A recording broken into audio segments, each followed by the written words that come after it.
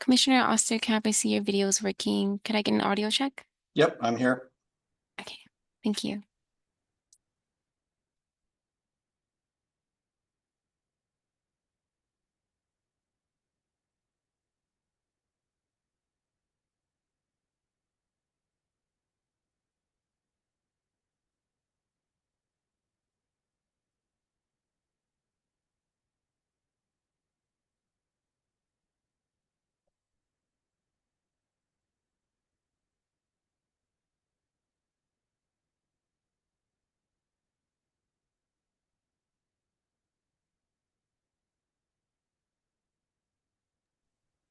Hi, Commissioner Cam. I have yet to receive it, so I went ahead and sent you a test email.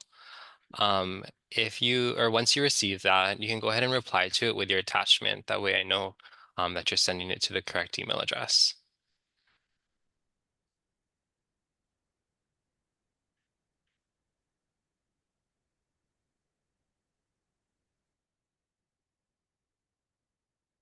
All right, looks like I actually just received it. I think we're all set then.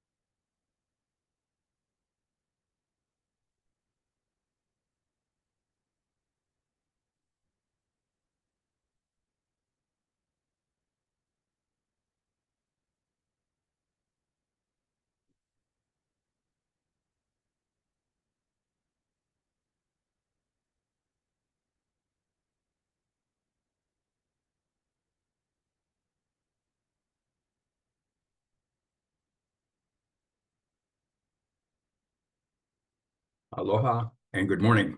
I have 10 o'clock. I'll call the Elections Commission meeting to order. This meeting is being conducted via video conference and telephone. I would like to remind the commissioners to keep their cameras on for the duration. Before we take the roll, I'd like to acknowledge the resignations of Commissioners Young and Kawada. Commissioner Young submitted resignation on August 15th, effective August 18th. Commissioner Kawada submitted his resignation on August 20th, effective immediately. We've sent letters to their respective appointing authorities, informing them of their duties to fill the vacancies. Could the secretary take roll, please? Yep. Commissioner Andrian, Present. Commissioner Kushney, Here. Commissioner Cam, Present. Commissioner McAdam, Present. Commissioner Osterkamp, Here.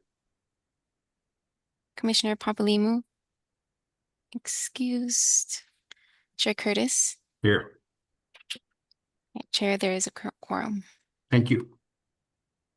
Discussion and decision-making relating to Commissioner Young's permitted interaction group report on the investigation in the state and county appliance with HAR 3-177 and discrepancies in ballot counts and recommendations to the state of Hawaii. We'll take public testimony on this item. Would the secretary please get the testifiers? Yep. And allow them permission? If you would like to testify, please click raise hand under reactions on Zoom. If you are joining us by phone, dial *9 to raise your hand. When your name is called, you will receive a notification requesting you to unmute your microphone. Please promptly accept the request. If you are experiencing technical difficulties and are unable to unmute your microphone, we will move on to the next testifier and return to you at a later time. We ask that you clearly state your first and last name at the start of your testimony so that your name is properly recorded. Lastly, to ensure that we will have sufficient time to hear all the testimony, each testifier will have 3 minutes to testify. Once your time has expired, you'll be asked to conclude your remarks.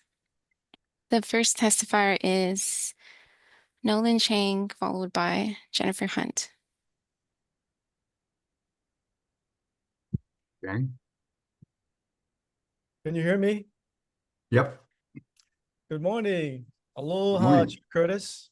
and Aloha. all election commission board members. My name is Nolan Chang. I'm the Hawaii Republican Party National Committeeman.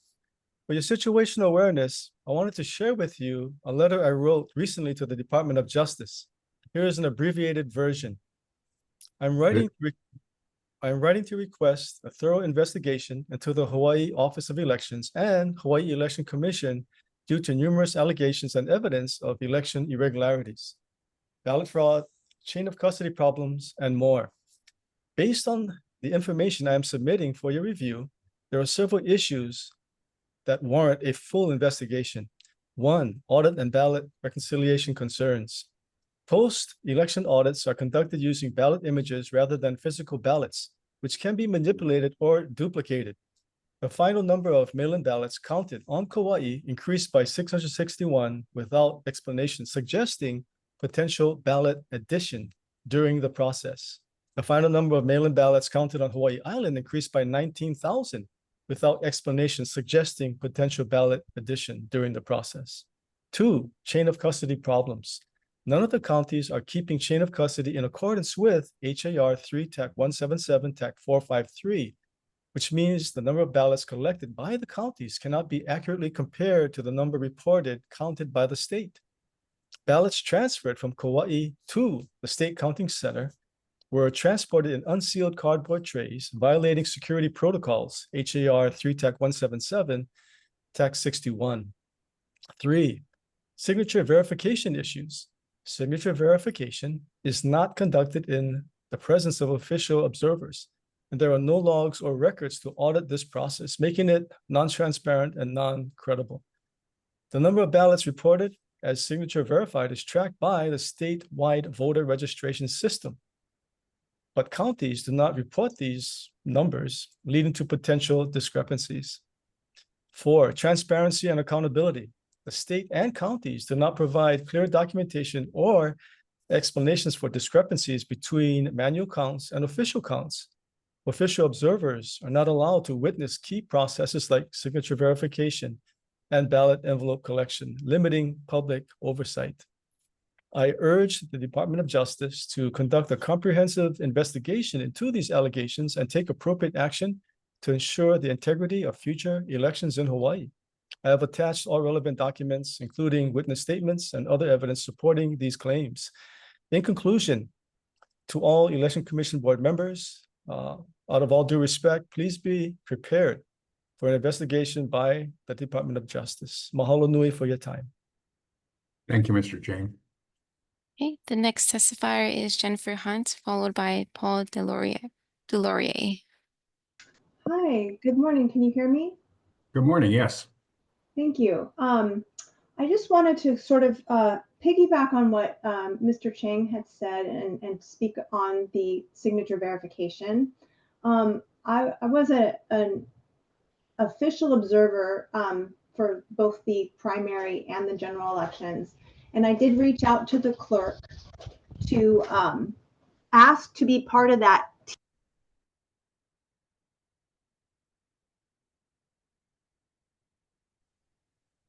We've lost you, Jennifer.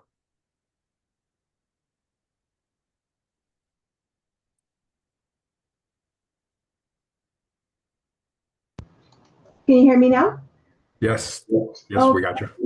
that was weird. Okay, so what I was saying is I did reach out to the clerk during that primary election time before the primary and asked to be part of that observing team on the ballots, since there is that HAR, sorry, it's not an HAR, it's an HRS, a Hawaii revised statute that basically says anytime ballots are being handled, there must be official observers from both parties or all parties present watching that process. And so I reached out to be part of that team, and I was told by the clerk that observers are only for the counting centers.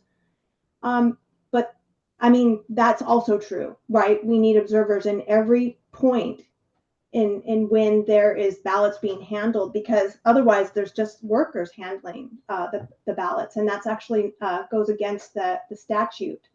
So the HARS, it's 11-154, it's records and disposition. The voted ballots shall be kept secure and handled only in the presence of representatives not of the same political party or official observers, in accordance with the rules adopted for the various voting systems.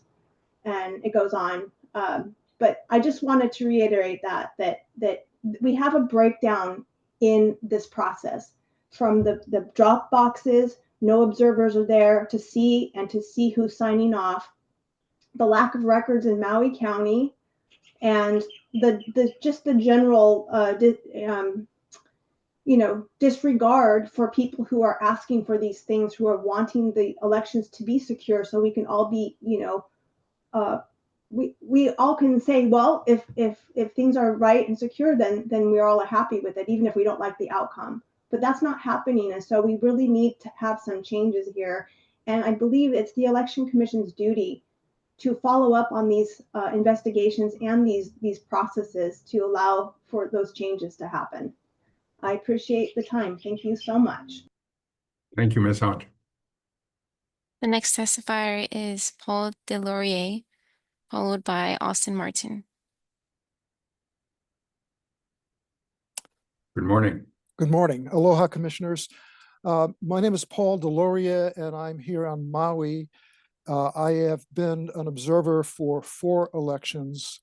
Also, I am the director of the Maui Pono Network. It's a political action committee where we spend thousands of hours vetting candidates and then supporting them in the campaigns. We have many, many volunteers, hundreds of volunteers, and it's very discouraging when I see the processes that I've witnessed in our elections.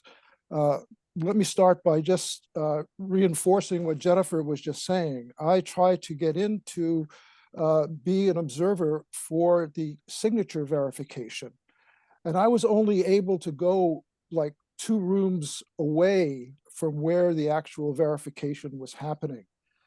And then on top of that, we have issues with the thumb drives. Now, if you can imagine that they are collecting hundreds of these little thumb drives.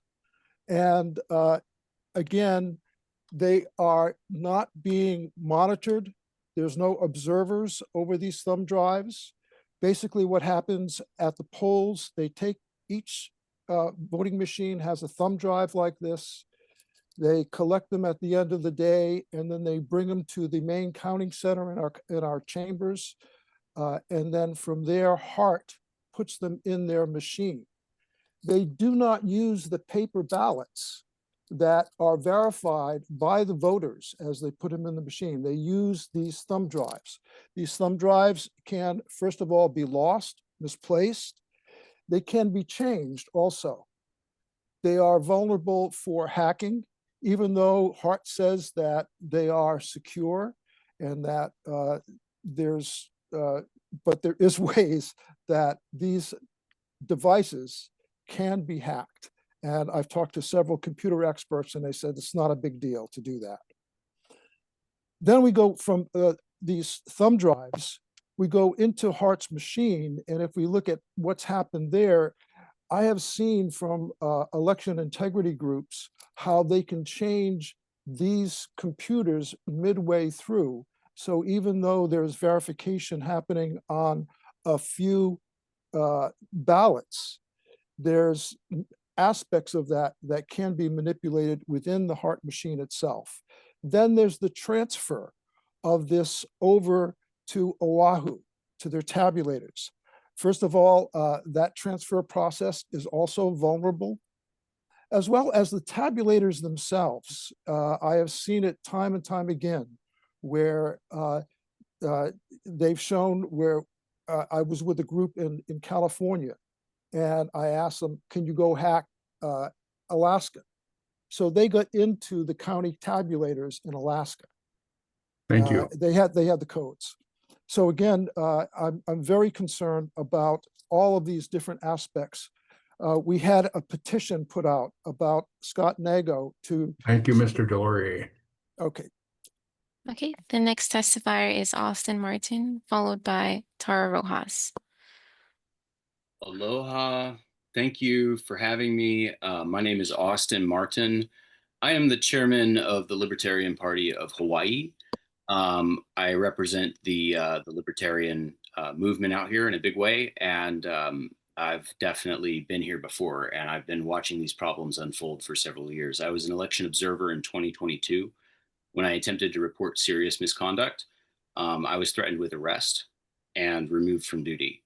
And this is an extremely concerning pattern of omissions and errors that really just pervade the entire elections process.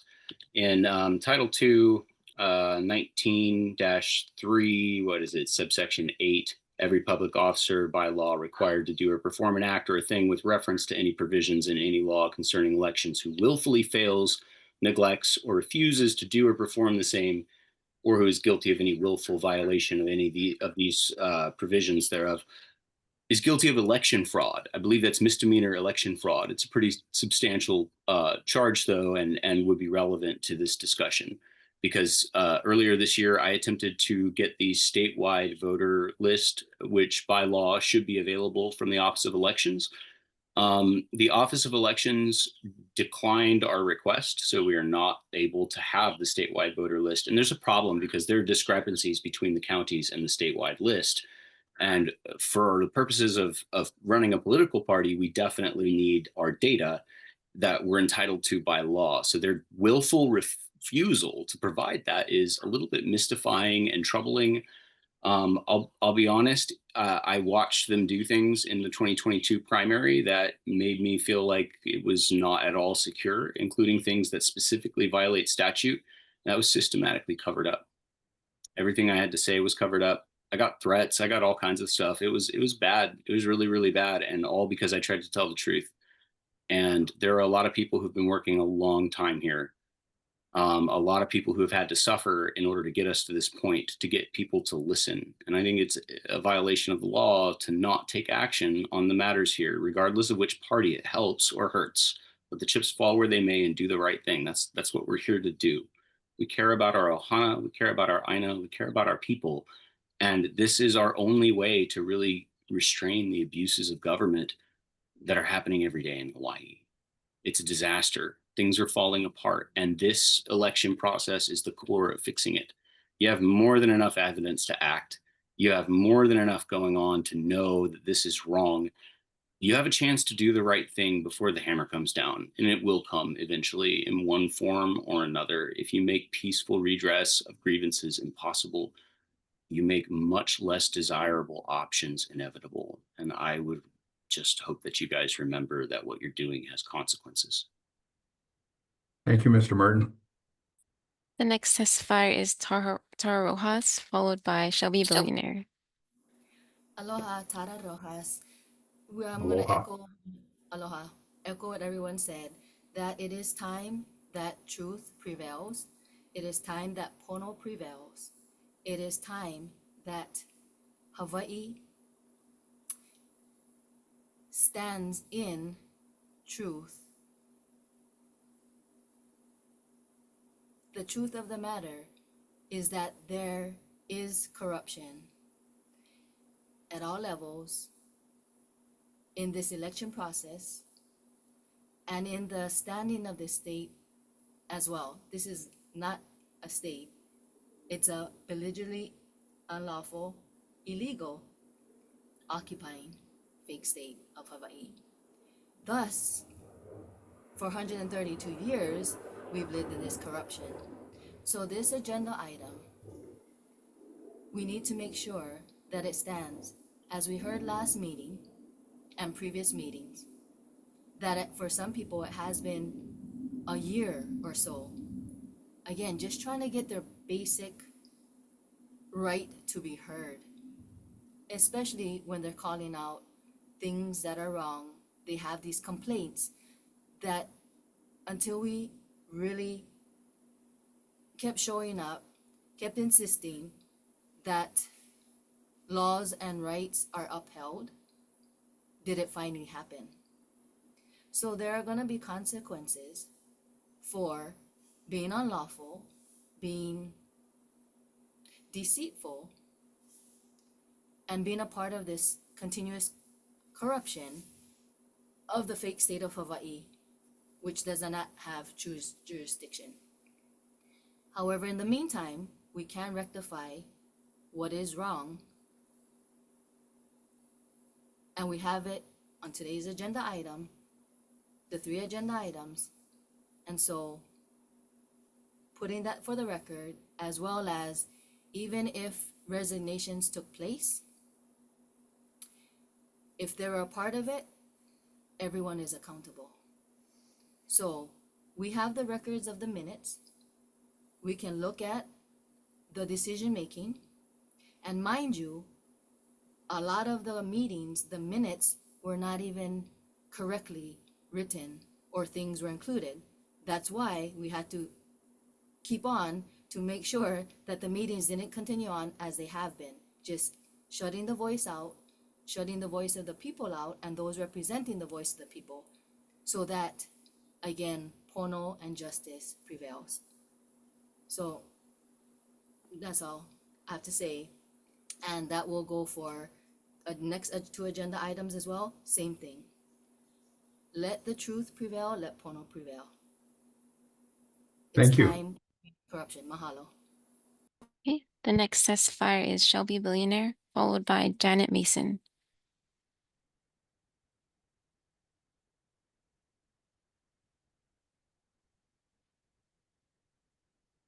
Shelby, we can't hear you.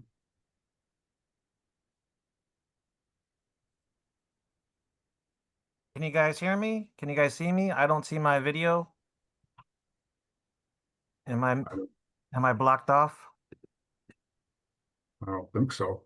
I don't see the video either. I don't see the video either. Oh, there we go. Okay. There you go. I couldn't unmute myself.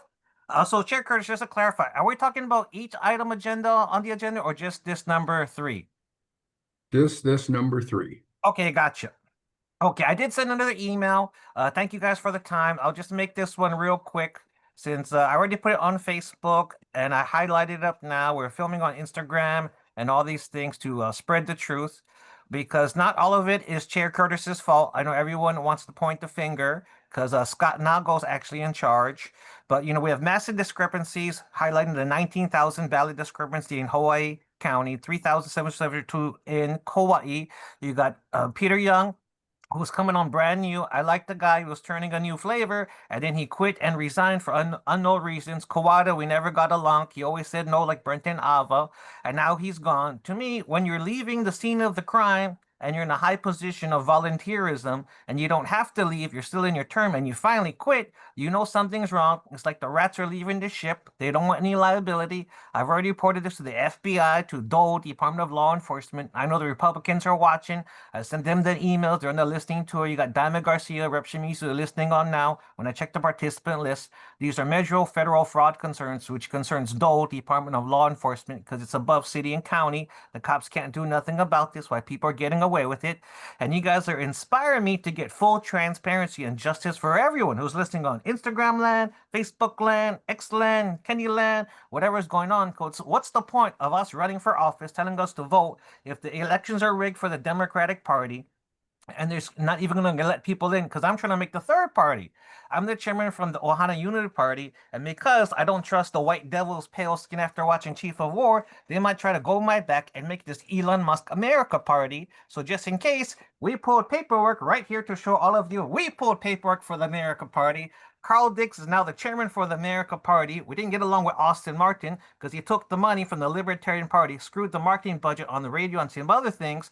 I don't trust a lot of people in this political game, which is why you should be transparent, just like I sent Epstein files to everyone out there. And we can make an impact by working together because the FBI investigates, but who's going to prosecute? There's no one really enforcing the laws. Even Mike Lambert can't do it all on his own. They have their own judiciary board. There's internal issues. We do have a mini town hall with Rep. Chris Moroka tonight in Waianae Arc of Safety. If you guys are going to be there, come on out. I encourage all of you guys to participate actively, because we'll be talking about the agenda items. We do want justice. I do want to be able to address the issues and hear from the commissioners who are out there, because even if we write bills on Capitol Hill, if the criminals keep on cheating the system through federal white-collar crime, who's going to do about it? The feds are now in D.C. trying to manage their streets when they should be handling these kind of terrorist election fraud and other crimes. My time's running out, so thanks. The ball's back in your court. We want truth, transparency, and justice, because that's the American and Hawaiian way with aloha. Chihu. Aloha. The next testifier is Janet Mason, followed by Yumi Kawano. Good morning, Chair Curtis and Commissioners. I'm Janet Mason from the League of Women Voters of Hawaii, testifying today on behalf of the League. Based on our knowledge of election procedures, as shown in the 2024 official manual called Counting Center Operations, and our firsthand experience observing counting activities in the state and the Honolulu voting operations, we think the description of the operations is correct. But this still doesn't resolve the discrepancy between the vote count that was established by the Office of Elections, which, as contained in the report, they came up with a 6-vote difference, and the results of the PIGS study, which came up with a 161 vote difference. So that really didn't get resolved. But we know that after the 2024 election, Commissioner Cushnie did file a complaint regarding the Kauai County elections and the 661 vote difference. Very importantly, complaints like this are resolved by the Hawaii State Supreme Court. And in December of 2024, the court found that there was, they dismissed Commissioner Cushnie's complaint, and they gave a detailed explanation of why. They didn't come to the same conclusion as Commissioner Cushnie, that there was a material difference in the count. To us, this means the complaint is settled, even if some of the commissioners are unsatisfied. We were disappointed that the report offered by the state and the county did not address the issue of state of chain of control, because this has been a very persistent and contentious question discussed at the commission for more than a year. So I do wish that the report had contained a definition of this idea and examples of where the county and the state already use these chain of control practices. This doesn't mean there might be flaws in the practices. This was not addressed. But we do offer comments about the Dropbox chain of control, because we've heard different ideas that we don't support, like the idea of taking an inventory of the ballots at the time the ballots are removed from the drop boxes, taking a second inventory at the time they arrive at the counting center.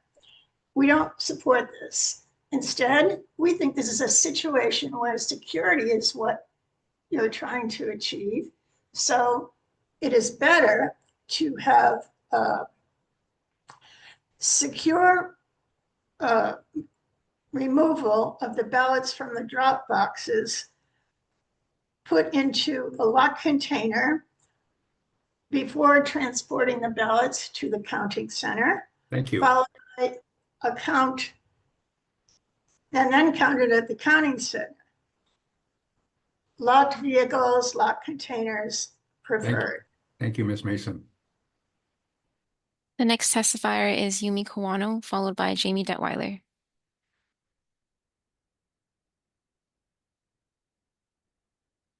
Good morning. Good My morning. name is Yumi Kawano. I'm calling you from Volcano, Hawaii Island. Thank you for having this meeting.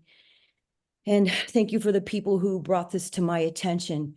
I ran for county mayor, Hawaii County Mayor, 2024, 2020. I've always known something's been wrong. And there's enough evidence to, in my opinion, this is now out of this, in my opinion, we should be doing everything we can to make sure that folks can vote. Everything, so that people have a voice, even to a point where there's shuttle service. Bring back polling places, but more than anything, because there's been 19,000 unaccounted ballots for the island of Hawaii. I say, in my opinion, this is discriminating for votes. And in my opinion, the federal government needs to oversee this unfair state election in Hawaii through the Department of Justice and federal courts. It's now time to take it out of the state's hands. And I believe a vote needs to be recounted. There needs to be another vote. This is absurd. And it's only fair to the people of the state of Hawaii that it's redone. We must comply with the federal statutes in the U.S. Constitution, and we haven't. Not me, but those that are in charge. I don't know who. I'm not pointing fingers. I don't have enough information, but we can't even recall all those ballots because we don't know where 19,000 ballots are for this island alone. We need to have federal observers. We need intervention. That's all there is to it. And I'm going to do everything in my power to make sure that that happens. I saw people homeless that wanted to vote, and I gave them and I helped them vote, get registered, but all for nothing. So please do everything you can. If you have a conscience, and I know we all do, most of us do, then let's do the right thing. Thank you for allowing me to be here to talk to you about this. And again, we need a federal intervention, and I'm going to do everything I can to make sure that happens. Aloha. Thank you, Ms. Kawano. The next testifier is Jamie Detweiler, followed by Andrew Acker. Aloha, can you hear me? Aloha, yes. Yes, Chair, thank you. My name is Jamie Detweiler. I'm the president of the Hawaiian Islands Republican Women and also a former 2022 House of Representatives candidate.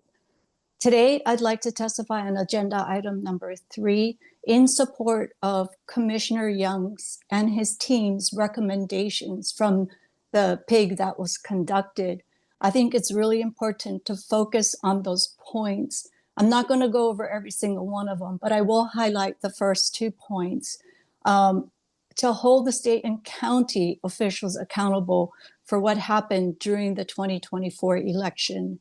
Also, to request that efforts be made to modify the administration of elections in the future and change the rules to ensure the security of the ballots. I also strongly recommend that a permitted interaction group investigation be conducted for each county.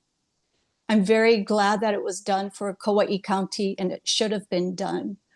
But there have been many discrepancies and observations, hard evidence of, I'm going to say it, corruption, because processes, procedures were not followed. I served as an official election observer for the 2024 election, and there are many things that I did see and have previously noted in this election commission meeting, which have not been addressed to this day. I cited those specifics on my written testimony, and I hope each of the commissioners on the call today have taken the time to read my testimony. Specifically, HAR 3-177-453, the accountability and security of ballots. I cannot stress that enough. Many testifiers have also stated that they've made those observations with regards to chain of custody. There is a lack of security, no checks and balances. And lastly, I'd like to respectfully remind every elections commissioner on this call that they took an oath of office. Yes, it is a voluntary position, but it's something to really remember, the oath that you swore to uphold the Constitution of the United States and the Constitution of the state of Hawaii. And you swore to faithfully discharge the responsibilities of your office. And we need to also hold our Mr. Scott Nago accountable for his duties and responsibilities as well. So I strongly recommend that a PIG be conducted for every single county and to assign leaders and team members immediately. Mahalo. Thank you, Ms. Detweiler. The next testifier is Andrew Acker, followed by phone number ending in 6793. Aloha kako, Andrew Acker here. Mahalo everyone for being here. Mahalo e keakua and EO. Thank God for all of the public support for Ralph Kushney and for the other people that are in the commission that we're really working to do the right thing. And I just want to take this time to pray for Mike Curtis, for Scott Nago, to pray for Jared Osterkamp, because I could see the fear in their faces. I could see the stress. And I just I pray to God that he will guide their decision-making and everyone in the commission's decision-making and do the right thing to do the PIG, as Jamie said, do a PIG on every single island in every county and really get to the bottom of things and turn a new leaf. Now is the opportunity to turn a new leaf. And as we can see, it's really unpopular to not support Ralph Kushney. And in this political game, as Pikachu is saying, it's hard to trust people, but there's a bandwagon thing happening right now. So I encourage everyone to get on this bandwagon we call truth and liberty. And yeah, mahalo for your time. I yield. And amen at the same time. That was a prayer and a little bit of soapbox. Mahalo. Thank you, Mr. Acker. The next testifier is phone number ending in 6793, followed by Keone Payton. Hello, aloha. My name is Bevan Parker Evans, and I'm an official election observer from the island of Kauai. I'm testifying here today to make certain that our elections remain as reported, which were fair and very rigorously maintained. I do not support the recommendations made in Amendment 3. I have not personally witnessed any lack of chain of custody on Kauai. I personally participated in many days of election counting, including election night and during the audit functions. And I urge the commission to listen to me and to please not change the reported 2024 election results on Kauai, primarily because I was actually a real-time observer, not only to the actual testing of the voting machine accuracy, but also to the live voter counting, and witnessed the voter ballot lockbox security system. And on top of that, I not only observed all these strict procedures at the voter counting facility, but I also accompanied the voter boxes to and from the election office. And I helped to view and observe and count the ballots at the remote voter drop boxes.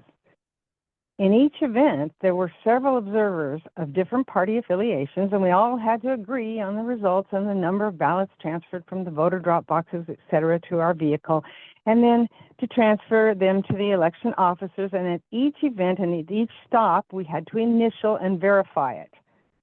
So I also participated in observing how the electronic votes from our military and overseas are recorded and counted, and I was very impressed by the tactics. I do not believe there's been corruption in our election system. The Hawaii Supreme Court has come to that conclusion as well, and we should follow the Supreme Court's decision. Can there have been isolated and small human errors that we need to correct? Yes, I do believe that there have been a few small counting errors, and I support changing and improving the few little things that voting by mail has brought up. But I do not feel that there was a direct corruption in our system, mainly because I was a witness to every single conflict issue that came up on Kauai. And one example I'll give you of a human error that I will share was a pickup from a drop box in Kalaheo, which was counted and verified by me. And then we discovered there were 2 envelopes from the county of Oahu in that Kauai drop box. Now, did Oahu registered voters move to Kalaheo and then choose to drop their ballots at Kalaheo in an effort to make certain that their vote was counted?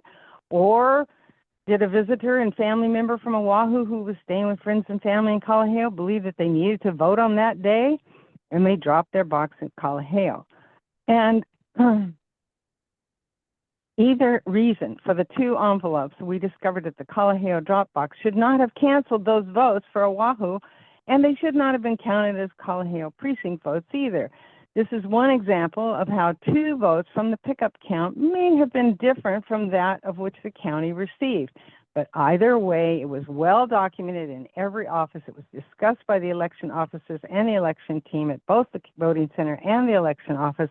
And if they were noted on the pickup forms, then this would be a small difference between the actual Kauai count pickup and the final determined vote count. And this is just one example of a possible small error out there. There's no way was the vote count 600 differences. Thank you. Okay, I thank you. I just ask that you maybe try to correct small errors, but do not believe there's corruption. That is just a lie. Thank you for letting me speak and validate the hard work of all the election observers. Thank you. The next testifier is Keone Payton, followed by Megeso William Dennis. Aloha, you guys. Aloha. Good morning. Hey, good morning, you guys. Yeah, I just want to let you guys know that I just heard 3 minutes of word vomit from a lady that I don't know where she's getting her statistics. We're talking Ralph about Kushner. item 3, please. Well, he's talked about everything. So the numbers are there, the receipts are there. So I don't know what she's talking about. One single person cannot verify the whole voting, all the ballots in all of Hawaii. And that is ridiculous that just because she worked for it, she sounds like a plant to me. She sounds like that somebody's probably going to try to elect her and give her this position now that was vacated. Please stick to the item on the agenda. The item is the corruption. I wouldn't be on here if there wasn't any corruption. And you guys were doing things that you guys are supposed to do. Now, I don't know if it's negligence or just pure stupidity, but I'm going to go with pure stupidity by now. Okay, I'm not going to give you guys the benefit of the doubt because this is ridiculous. This has gone on for years. And you guys need to be held accountable. The only one is Ralph Kushner. Anybody, Osterkamp, full of crap. You, Mike Curtis, full of crap. Bro, you are a disgrace. I can't even believe you. Why would you want to live here? Why would you even want to live in Hawaii? So you can turn it into this crazy far left clown show like California? Where are you guys from? Where are you guys from? Man, you move to a place, please respect that place. Understand that there's values and alignment with a certain place that you guys are moving to. You guys have to change. You guys don't, it's not your job to make us change. This is out of hand. Time.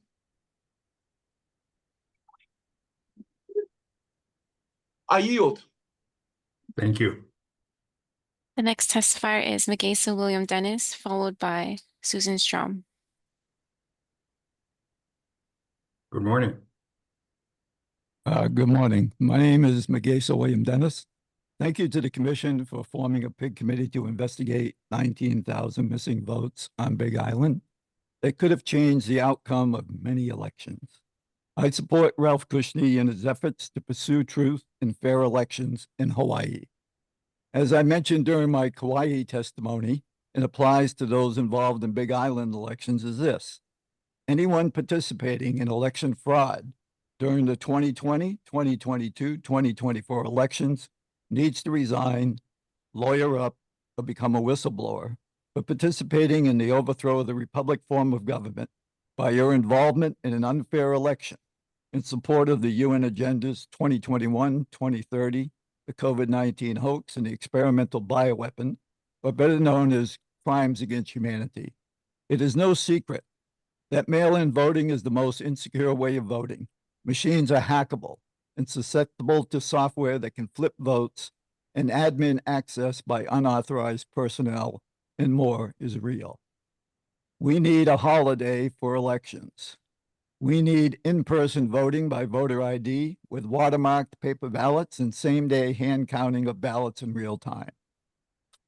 For those here or listening in that were directly involved in or observe election interference and more, the pathway to accountability will come through the following potential and alleged crimes in violation of Hawaii Revised Statutes, Chapters 11 Section 132, Chapter 19, Section 3, Chapter 19, Section 3.5, Section 4, Section 6, Chapter 571, Section 57, Chapter 708, Section 835.65, Section 871, Section 875, Chapter 710, Section 1010, 1061, 1062, 1072, 1076, and 1080, the Hawaii Constitution, Article 1, Section 2, the Hawaii Constitution, Article 1, Section 5, and Article 2, Section 4. Alleged potential violations of U.S. codes under Title 18, Section 201B, 241, Section 242, Section 371, Section 595, Section 597, Section 1001, Section 1030, Section 1331, 41, Section 1343, 1346, Section 1349, Section 1353. Also, Section 1503, Section 1512, Section 1519, Section 1621, Section 1623, Section 1708, Section 1918, Section 1961 through 1968 are potential RICO violations. Section 2385, Title 42, Section 1983, Title 52, Section 10307, Thank you. Section 20511, Section 20511 2B. In the U.S. Constitution, 14th Thank you. and 5th Thank you, Amendments. Mr. William Dennis. The next testifier is Susan Strom, followed by Wallen Christian. Aloha. On the agenda, I do want to make a quick comment on phone number 6793, who asserts we should trust our Supreme Court. She obviously expresses lack of awareness that we have a captured court system that has worked in concert with their larger agenda and has often weaponized against the people of Hawaii for their profit, their own profit and convenience. You're talking Courts- about item 3? I'm talking about the agenda item we're talking about. Thank you. Yes, and I'll roll into that in a minute. So these courts across the nation have been politicized, and they are being constantly exposed as such. U.S. Senator Mike Lee of Utah recently blasted mail-in ballots, demanding the end of them to protect election integrity. President Trump also recently posted his pledge to get rid of mail-in ballots and, quote, the highly inaccurate, expensive, controversial voting machines, which cost 10 times more than the accurate and sophisticated watermark paper, which is faster and leaves no doubt at the end of the evening as to who won and who lost the election, unquote. So much so that he's going to be issuing an executive order directing these, this in the near future. With all that we know now concerning election anomalies, it's hard to be repetitive, but here we are. Today, it's hard for many of us to fathom why there has been such a defense here in Hawaii in persisting to utilize these high-risk voting methods while many other states are reporting and suing over the same anomalies. Why is there such a pushback over election integrity? Unless there's something to hide. If there isn't, then why the resistance to an outside independent audit? I fully support all the PIG action on all the islands, and I hope that we can expedite this instead of recycling this from meeting to meeting and just slowing the process down. Independent audit, full transparency, that's what we need. Do we people deserve any less? We're voting for a future with a quality of life that we want to hand down to our grandchildren, a good quality of life. And this is not happening. I mean, take a look around you. It's in the worst shape. Hawaii is in the worst shape I've ever seen it. We shouldn't be recycling these issues at every meeting. This should have been resolved way before now. And the fact that it has not indicates either gross incompetence at the best or starker realities at the worst. And you're only prolonging the inevitable because we're not going anywhere until this is resolved. Lawfully, truthfully, and remedies of justice are served. And because of the snail's pace and resistance of any of the outcomes, we can only guess you don't want us to get to the source of this huge problem. And frankly, by now we're pissed. Our votes do count, and we're coming after anyone who gets in our way.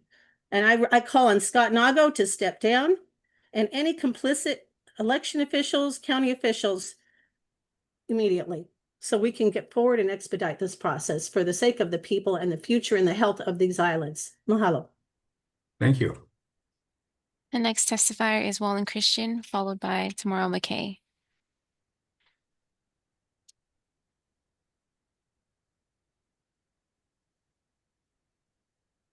You need to unmute yourself. Yeah, I just found the button. Good morning, ladies and Thank gentlemen. you. Good morning, ma'am. Chair and commissioners, excuse me. I am in total support of this PIG decision. It's unfortunate that Commissioner Young did vacate his seat. I'm hoping that we find two replacements for those two seats, himself and Kuwota, that are for the people in actuality. Now going on to number 3. You've heard so many testimonies of the same thing, and that's the corruption, and that's the mistakes that has cost the people. 19,000 ballots is huge. Hell, 1 ballot is huge because that can make a deciding factor in the voting. What I would ask the commissioners to do is to really take a look at your decision making, whatever your decision will be, and see if that's going to benefit the people or your position. And it should never be about your position. It should always be about the people. I stand up for the people a lot. And this Elections Commission's meeting is vital that you folks make the right decision. Mr. Nago needs to be removed. I'm not even asking him to step down. He just needs to be outright removed. There is no opportunity for him to make a right decision because he's had many years to do it and he's chosen not to do it. Anybody who was under his leadership that followed his direction, knowing it was incorrect, also needs to be removed.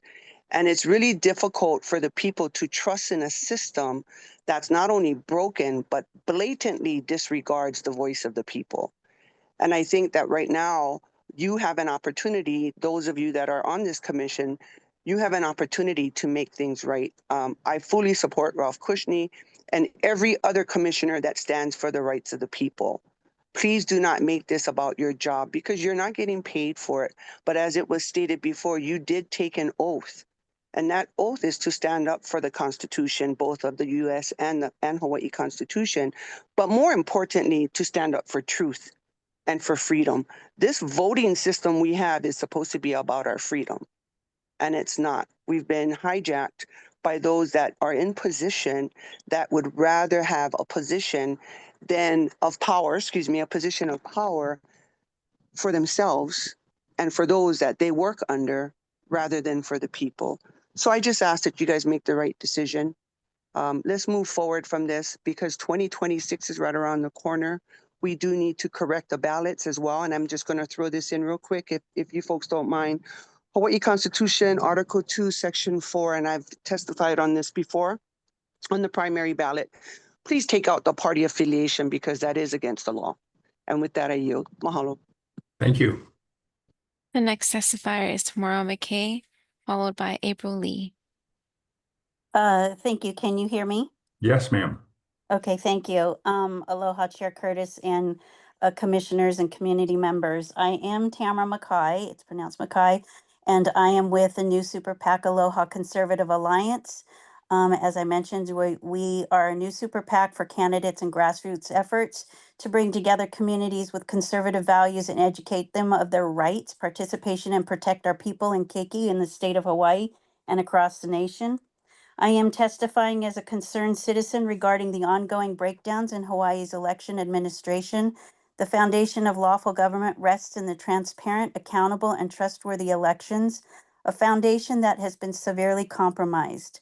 Some of my testimony I'll leave out because I echo a lot of the testimony that has been previously submitted, including the last speaker. Because of the significant discrepancies that were found on ballot counts, especially in Kauai, and the exceeding numbers of 661 ballots, it is a clear violation of the chain of custody with insufficient signatures and verifications, and that has eroded the public trust.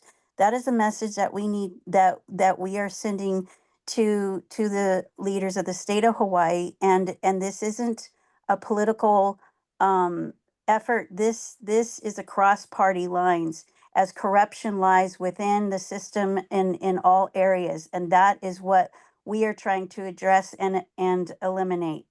I want this to state strong support for the permitted interaction group and the report that they had presented to the commission. The complaints regarding the chain of custody and discrepancies in the election results are valid. What we need to do is be solution oriented instead of falling back on the problem. And we need to start coming up with solutions instead of trying to make excuses for the problems. Part of the problems, as has been said on over and over and in many meetings that I have testified in and attended, is the resignation of Scott Nago. We feel there's ulterior motives that are going on here for the power to control the outcome, and this needs to stop because it is the taxpayers that are voting, and they are expressing what they want in the leadership for the state of Hawaii, as well as leaders to represent the state of Hawaii in positions that represent us across the nation.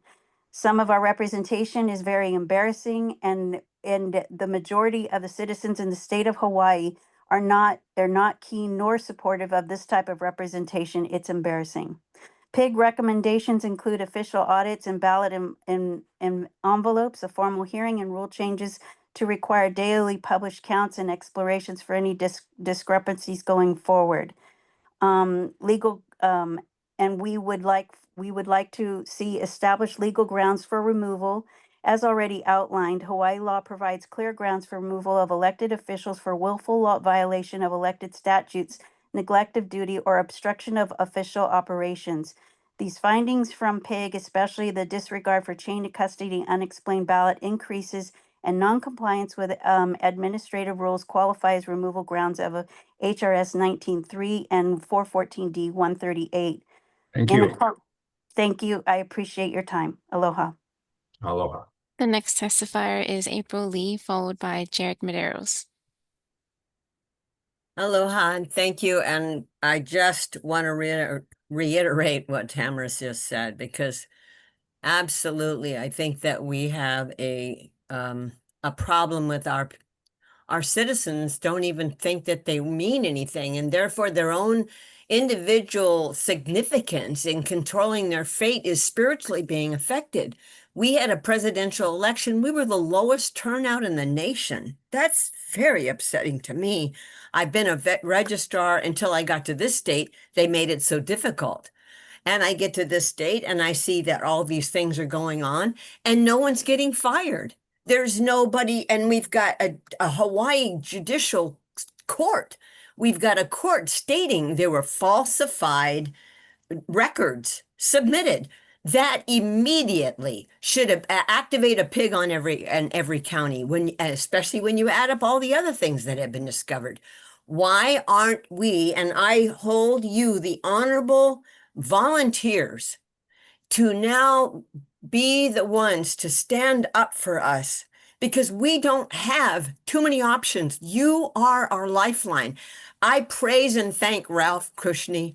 I'm telling you, I think that, you know, he is one of those leaders that doesn't care about his own personal power, his own money. It just does the right thing. And that's the thing that I'm inspired by and why I wanted to get on this meeting, because I've already gone to several meetings trying to get rid of Scott Nelgo, and he's still there. So I see a lot of commissioners. I can watch their faces on the screen, and I know they agree with me. But no one is pushing the power button. I tell you what, I don't think that we have an honest power structure right now. And I'm going to say what I feel. I think it's part governor down. It's invasive, because I have a couple representatives in my legislative district, and there you go. We have people saying we're going to do this, and they get into and they vote in the legislature, and they vote with somebody else, more power. So I really agree also with Yumi that we absolutely have this underpinning of our justice system that is being compromised, and that we need this important election process to reinforce and re-inspire our citizens to get involved in government and give them the strength of their own internal feeling of significance. I think it's very important for our Hawaiians, when they've gone through what they've gone through and we can't get their justice, let's give them at least justice in the system that they have to be forced into. I also want voting in person. I have seen so many times, and let me tell you, they went right into the court system in California and hacked the machine, sitting there in the courtroom. So thank you very much for your time, and please be very, very aware that we are trusting in you. We have faith in you, and I hope that we can get something out of this that will be action-oriented, not more meetings. Thank you. Thank you, Ms. Lee. The next testifier is Jarek Medeiros, followed by Alfred Sarmento. Aloha, can you hear me?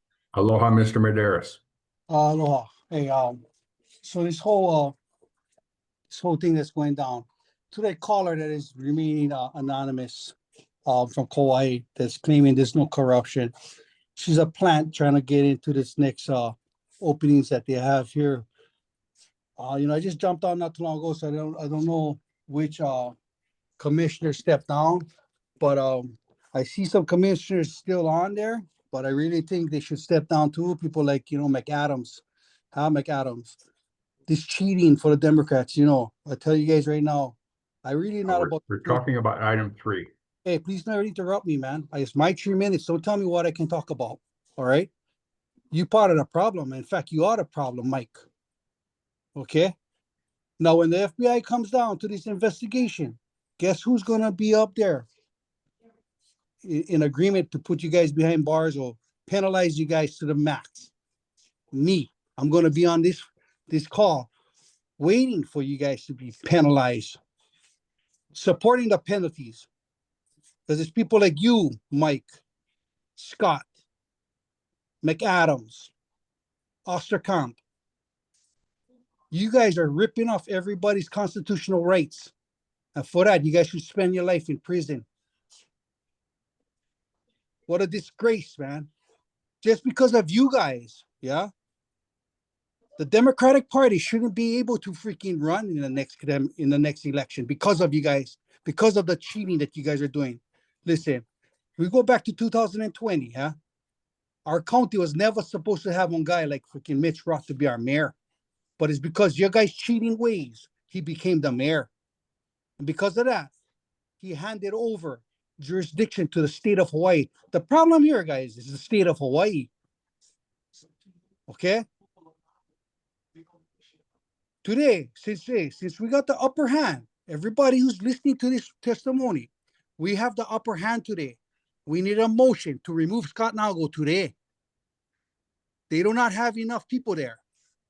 Let's ask for that motion. Get that scrub out of here.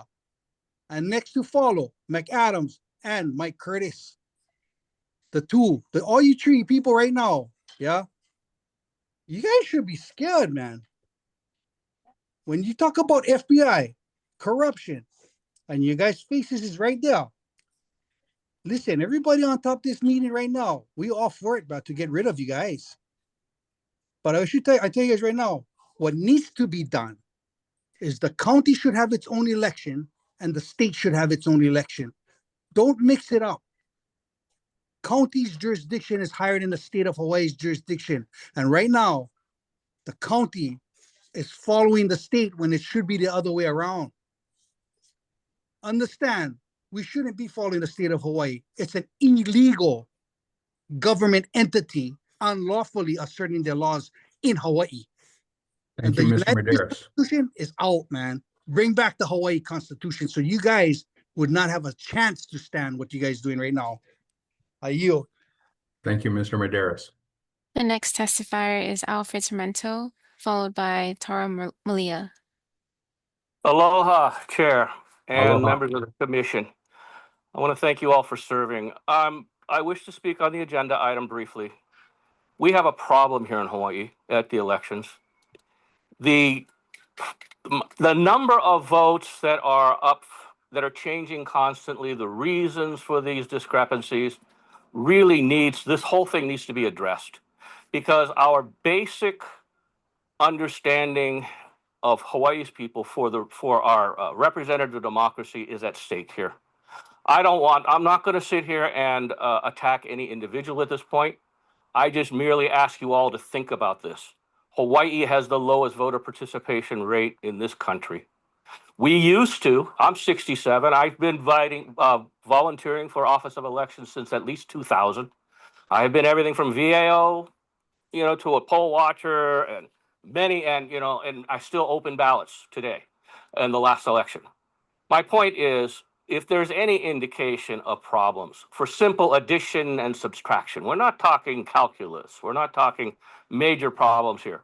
It needs to be addressed. It needs to be addressed as soon as possible.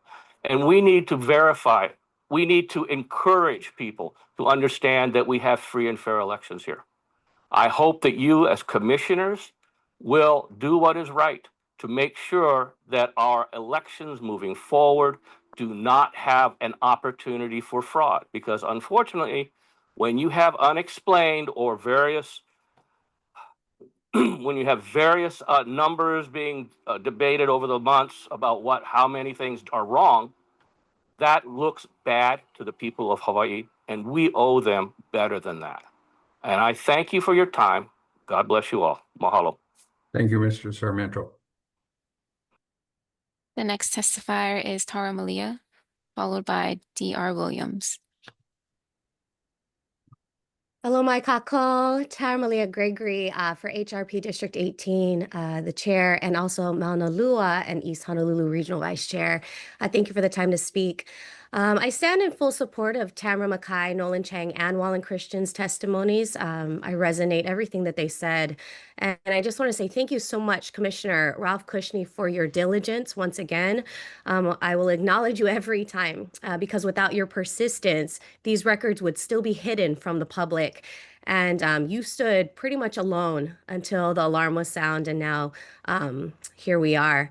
I do want to be on record reminding this commission that accountability is not just acknowledgement or removal. Under HRS 11-155, election results cannot be certified until all counts are reconciled and any contest resolved. If certification does happen prematurely, those results can be overturned and officials may be investigated. And under HAR 3-177-453, every county clerk must maintain a complete and accurate chain of custody for every ballot. If logs are missing, falsified, or incomplete, the law is clear. An audit must be ordered and officials may face civil or criminal liability. In regards to Mr. Nago, he certified results with unaccounted ballots and broken chain of custody. And these actions appear to be in violation of both of these statutes here.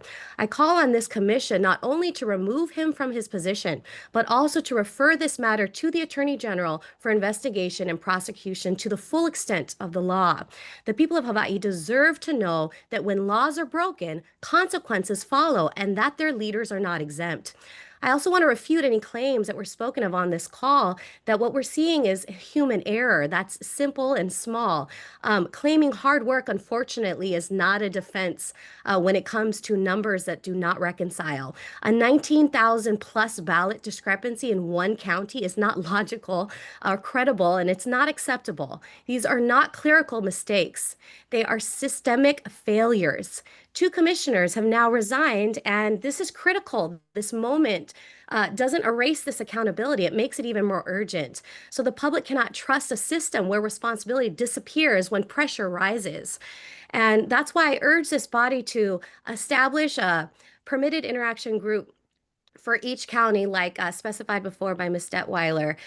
So every island is held to equal scrutiny. Also, issue subpoenas for full chain of custody documentation, order independent audits wherever the law requires it. We have to move away from mail-in ballots. They've created vulnerabilities and broken custody, confusion. And this commission's duty is not convenience, but integrity and public trust. And mahalo for the time to speak today. Thank you, Ms. Malia. Thank The you. next testifier is D.R. Williams, followed by Rebecca. Hi there, can you hear me? Yes. What is your full name? Can't hear you now, though. Williams James. Thank you.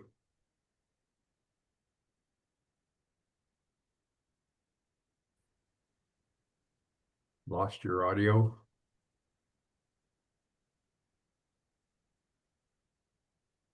You need to unmute yourself. Sorry, it wasn't working. I just want to Very- reiterate the point. Will the commissioner be backed by Israel and Zionist lobbies in America? Fuck you.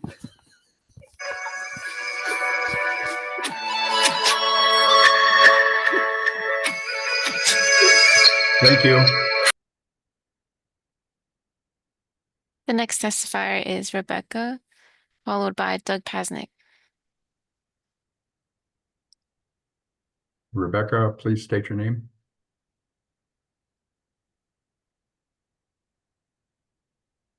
Aloha nui, my name is Rebecca Soon. Noho'au Mauna Loa. I'm born and raised in East Honolulu. Just mahalo for having us and for having this opportunity to listen to voters across Hawaii. Listening into this is difficult work that you all are doing as commissioners, and I just want to mahalo you all for it. You know, it's honestly a little shocking to hear some of these accusations, especially against members of the commission. And as far as it seems, largely unfounded and unsupported in facts or in evidence. You know, foundationally within our democracy, I know that I'm speaking to the choir here, that we rely upon free and fair elections. We want to make sure that as many people in our community have access to those elections, including those who may work multiple jobs, including those who maybe are not able to get in person.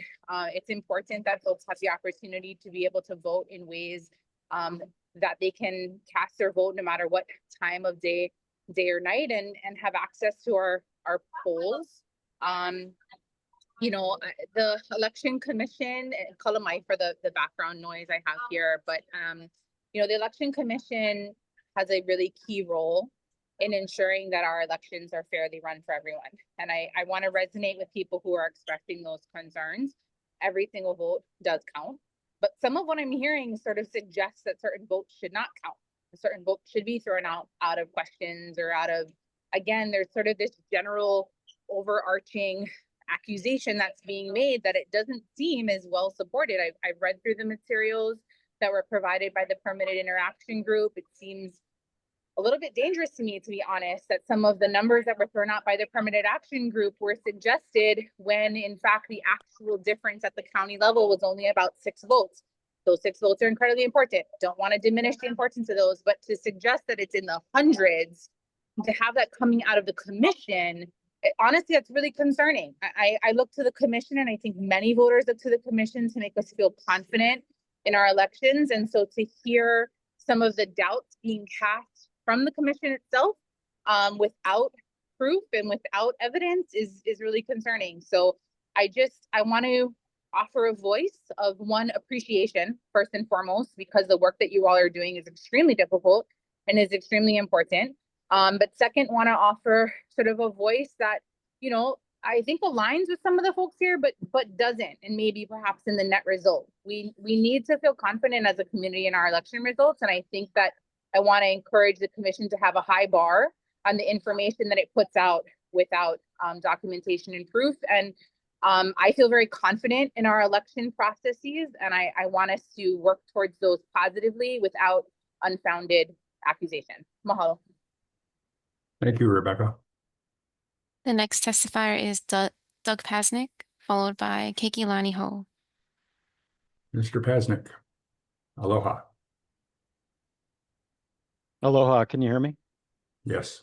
All right, thank you. 1 year ago, I rolled 5 file boxes into the Elections Commission meeting, and they were filled with documents that the public painstakingly gathered to understand how the 2022 election was certified without a reconciliation that was required by HRS 11155. In that audit, 44% of the votes cast reports, 60% of the recount documentation, and 100% of the manual audit ballot review logs were missing the required official observer certification. And the law is clear. Certification requires a comparison and reconciliation of all logs and records. When asked how this was done, there was silence by the commission. And that same day, the commission voted against advising the chief elections officer to certify the election in accordance with the law. I challenge anyone who says there's no documentation to go back on the record and look what the commission has done. How is it possible that the commission votes against the very law that they're sworn to uphold? And worse, and historically true, in 2022, Mr. Green was inaugurated before the election was certified, based on a signed certificate and an uncertified tabulation of votes before election certification. Now, a year later, the Permitted Interaction Group, which you authorize, has confirmed the concerns that have been raised for a very long time. Their report found no lawful chain of custody for ballots in Kauai, and not one record complied with HAR 177453.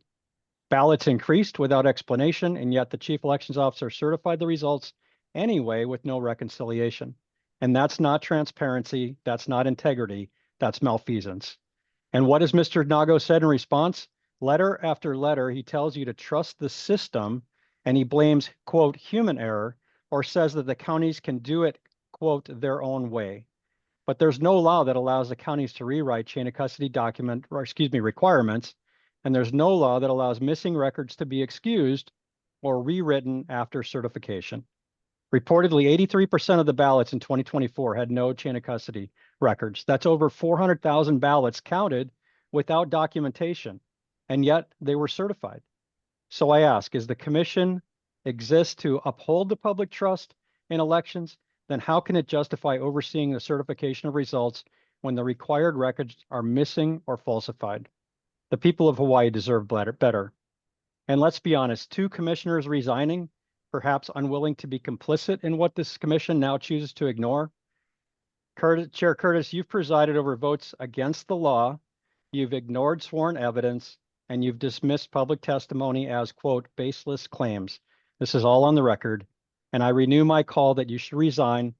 And to the remaining commissioners, if you cannot uphold the law you swore to defend, then step aside and let someone take your seat who still believes public office is a position of service and not status, because history is watching and the people are watching. This isn't about ballots. It's about whether the commission will remember for protecting the truth or burying it. Mahalo. Thank you. Aloha.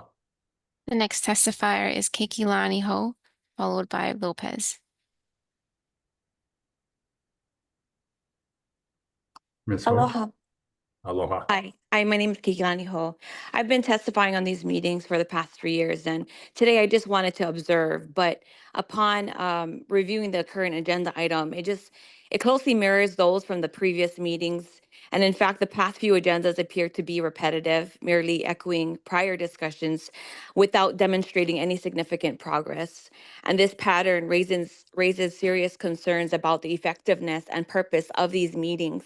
And to be clear, my criticism is not directed at the community members who continue to testify, but rather at the commission itself. If these meetings fail to result in meaningful, proactive solutions to these issues consistently raised by the public, we really have to ask, what is the purpose of these meetings? It seems that the commission listens, but there is little evidence of true comprehension or follow through. Meeting after meeting, we hear the same concerns. It's always the same, particularly regarding voter integrity. Yet there has been no clear, comprehensive plan of action to address any of it.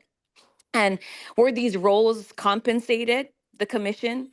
A lack of measurable progress would likely lead to serious accountability measures. And the fact that these positions are voluntary should not exempt the commission from delivering results. And as it stands, the commission resembles a panel of unpaid therapists, present to hear concerns, but offering no solutions to alleviate the problems. The issue of voter fraud has been a persistent and deeply rooted concern voiced by members of the community for many years. Despite changes in the composition of this commission, the same citizens continue to show up advocating for transparency and accountability. That consistency speaks volumes, and we are not going away, and we will not abandon the pursuit of justice for Hawaii. Therefore, I respectfully urge each commissioner to reflect seriously on your responsibilities. Either fulfill the duties you committed to with integrity and action, or consider stepping aside so that others willing to act with urgency and purpose can serve. I yield. Thank you, Ms. Ho. The next testifier is Lopez, followed by Jason B. Please state your whole name, Mr. Lopez. Ms.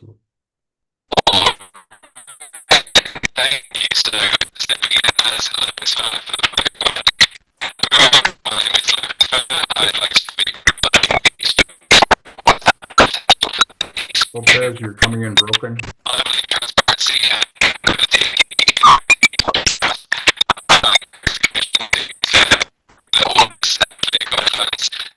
We can't understand you. Fuck you.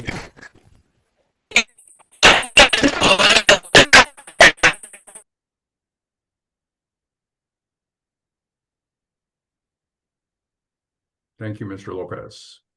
The next testifier is Jason B. Aloha, Jason. If you could unmute yourself. Jason B. Hi there, can you hear me? Can't hear you. Please state your name. Israeli. Zionist.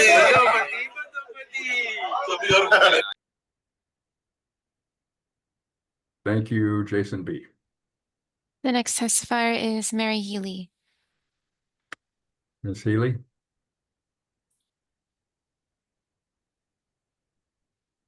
Nita. Hi, can you hear me? I'm sorry. Yes, ma'am. I was having Aloha. a hard time unmuting. Hi, it's nice to see you all. A year ago today, I was on the meeting where we welcomed Doug Pasnick and Commissioner Osterkamp, and I'm sad to see him not be here, especially because we are finally getting some accountability for investigations that a year ago had never been done. A year ago, I watched you, Chair, sit there and defend Scott Nago while he was giving testimony. And, I just am very disappointed that we've had these commissioners step down. But, I'm also really filled with a lot of hope, and I have a lot of faith that we're going to have accountability for what's happening with the mail-in ballot system, how it's stealing the elections, how the people of Hawaii are having their voices suppressed. And, you know, I just would like to read a quote from the Director of National Intelligence, Tulsi Gabbard. You know, she said recently, "There are so many areas we have started to shine a light on. It's important for the American people. They deserve to know the truth. And that transparency is what can be used to lead to actual accountability. That's how real change comes about." You know, she's ripping the Band-Aid off and dismantling the election theft system, just like those of us who have been here asking for accountability are also engaging in that as well. And, you know, we only have 346 days till the primary election and 403 until the midterms. And, you know, at the end of the day, the most important thing is that this commission can hold Scott Nago accountable. That is what this commission is for. Find a new chief elections officer. There's multiple cases and evidence from when he started this job when he was 36 until now, especially with the universal mail-in ballot system. And I would just like to say also that anyone who commits election fraud in the United States of America will go to jail. And anyone who facilitates election fraud in the United States of America will go to jail. And that is my commitment as a young person moving forward from here on out. So I just want to say thank you for all the times you've all listened to my testimony. And I hope you all are prepared for the changes that will be coming to this nation. And thank you again for allowing this investigation to take place, because it was deeply, deeply needed. Hawaii is no longer going to be the 51st for elections. It'll be number one for election integrity. I promise you that. Have a nice day. Aloha. Thank you, Ms. Healy. Aloha. The next testifier is Jose. Jose, please unmute yourself and state your full name.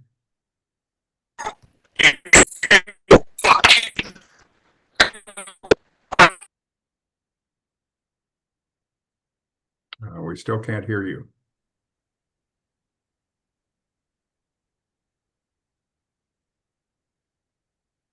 Next testifier. Okay. Chair, we have the request to provide additional testimony. Would you like to proceed with these testifiers? Yes, please. Okay. The first testifier is Magaso William Dennis, followed by Jennifer Hunt. Mr. William Dennis. You're still muted. You need to unmute yourself.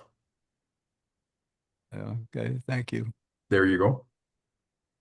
Yes, my name is Magaso William Dennis, and I just want to continue on with my testimony for the record regarding law.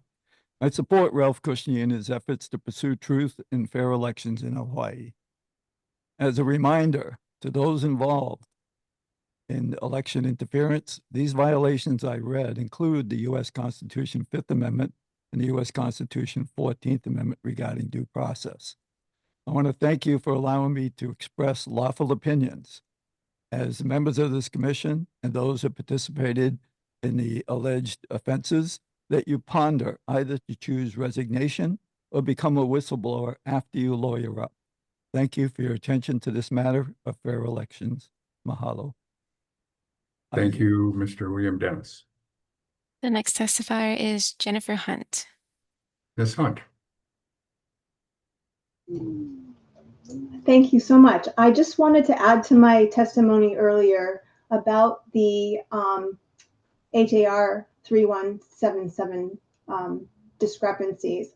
I did inquire about the chain of custody documents for Maui at the beginning of the counting in 2024 general election.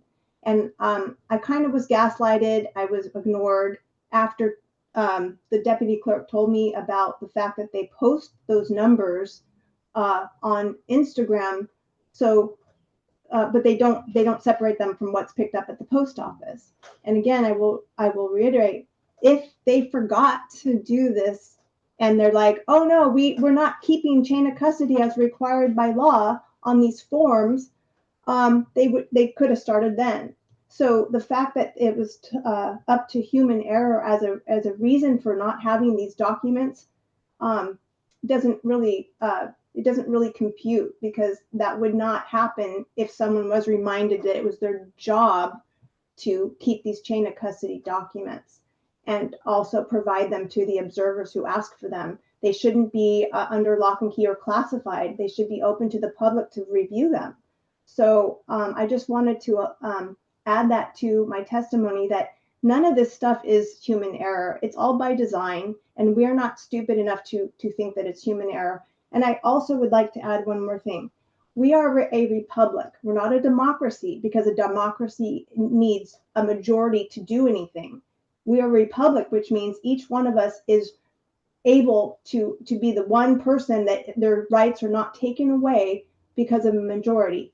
So given that, people saying democracy have an agenda. We're a republic. Please remember that. Thank you. Aloha. The next testifier is Kira, followed by Shailene Faye. Aloha, Kira. Unmute yourself and state your full name, please.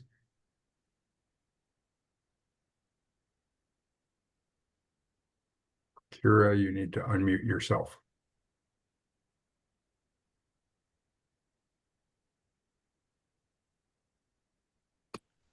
There you go. Oh, you're muted again.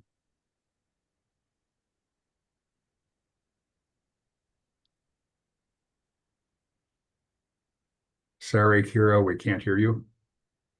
Okay. The next testifier is Shailene Faye,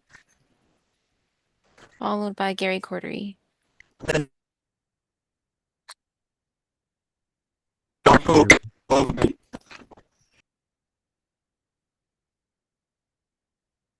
Shailene Fahy, please. Unmute yourself. Hi, Hi.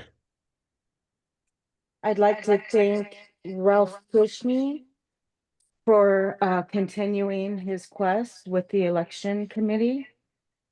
Bring back paper ballots to our local precincts. Any computer can be manipulated, which creates this fiasco that we're in right now. In 2024 elections, I was canvassing for one of the local candidates, and it's appalling to realize how many local Hawaiian people do not vote. We're talking about item 3. Yes. I'm sorry, I just want to say that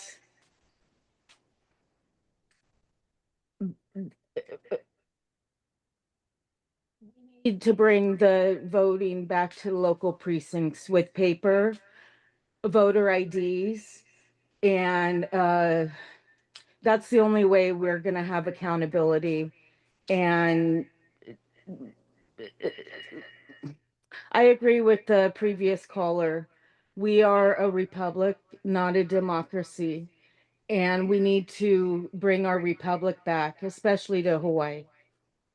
Thank you. Thank you, Ms. Fahy. The next testifier is Gary Cordery.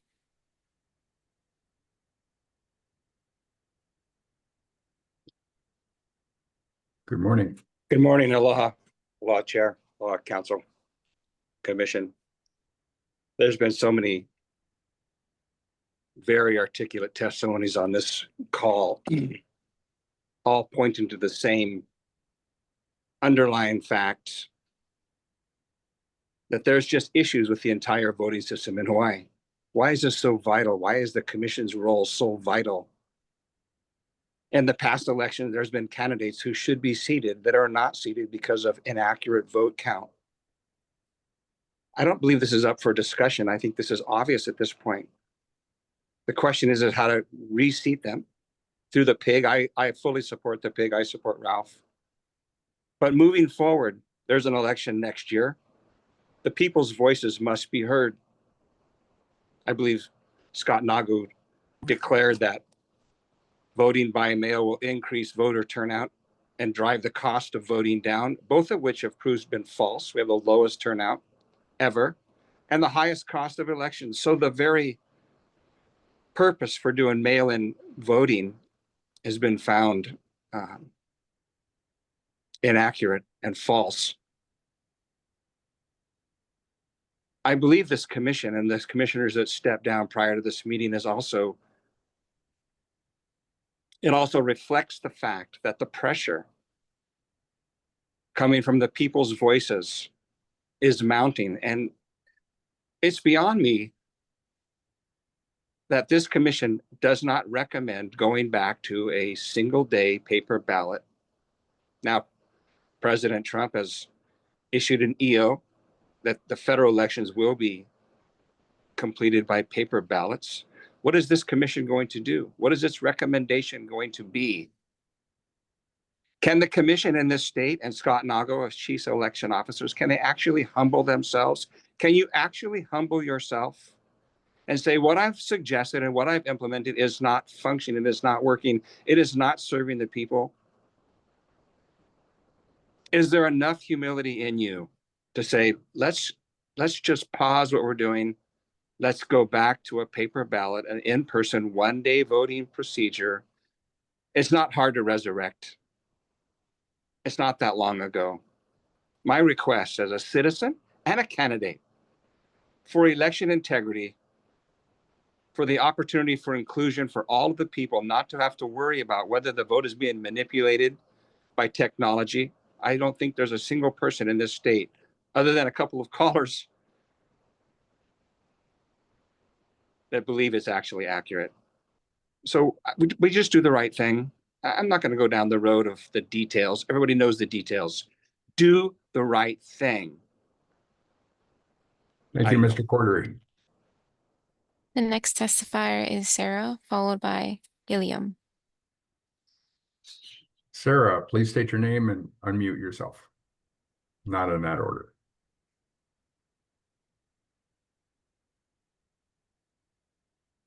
Sarah, unmute yourself and state your full name, please.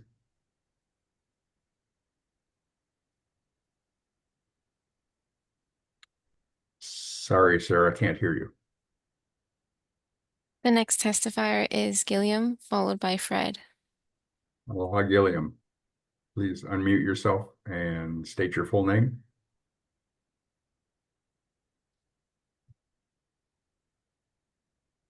Gilliam, unmute yourself. Sorry, we can't hear you. The next testifier is Fred, followed by Jennifer Kwabwan.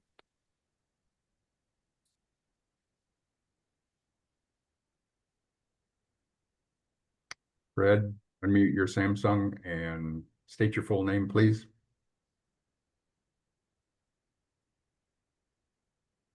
Fred, unmute yourself, please. Sorry, can't hear you. Stop speaking over us. I will tell you this again. Do not be doing this. If you want to be commissioner. Yeah, that's right.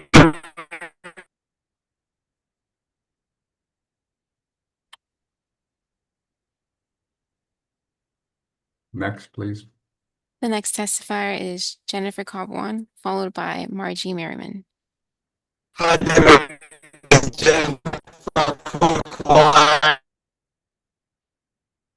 Jennifer, please unmute yourself and state your full name. Jen, I see you. There you go. Hello. Aloha. Aloha. My name is Jennifer Kwabwan. I've been testifying for since 2021 on these meetings, and I would just like to make a suggestion that these Commissioner Young's pig investigation will be forwarded to, and all future investigation documentation will be forwarded to current legislators so they can catch up on these findings. I believe that many of our legislators are unaware of the details of our election system, and they don't have time to sit in on all of these meetings, but I would like them to be informed because they are the ones making the laws. And I think some of them might have a change of heart when voting on issues and bills regarding mail-in ballots and so forth. So please consider having these things distributed to them so they don't have to go out and find the information themselves. I yield. Thank you, Jen. The next testifier is Margie Merriman. Margie, unmute yourself, please.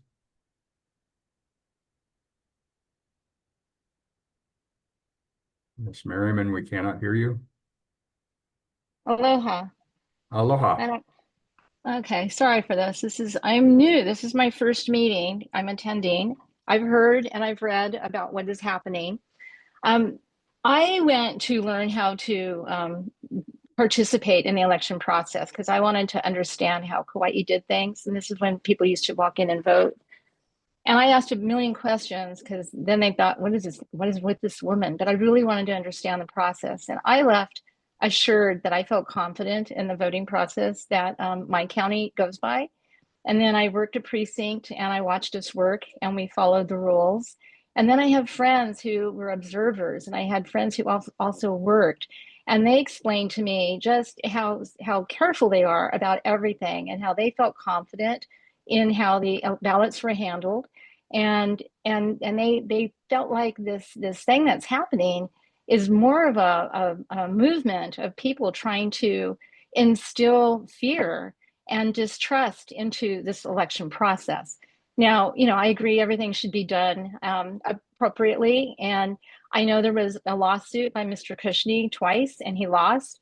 And so I'm like, why are they still talking about this if this is what you're talking about, trying to infer there's a problem when it was found that there wasn't? And then I listened to a caller give a testimony about that we're not a democracy and that we're a republic.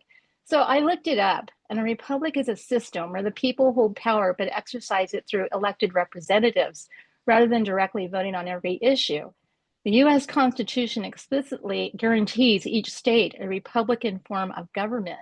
And what democracy means, a democracy broadly means rule by the people. There are different types. Direct democracy, every citizen votes on every law. And then representative democracy is citizens elect officials to make decisions on their behalf.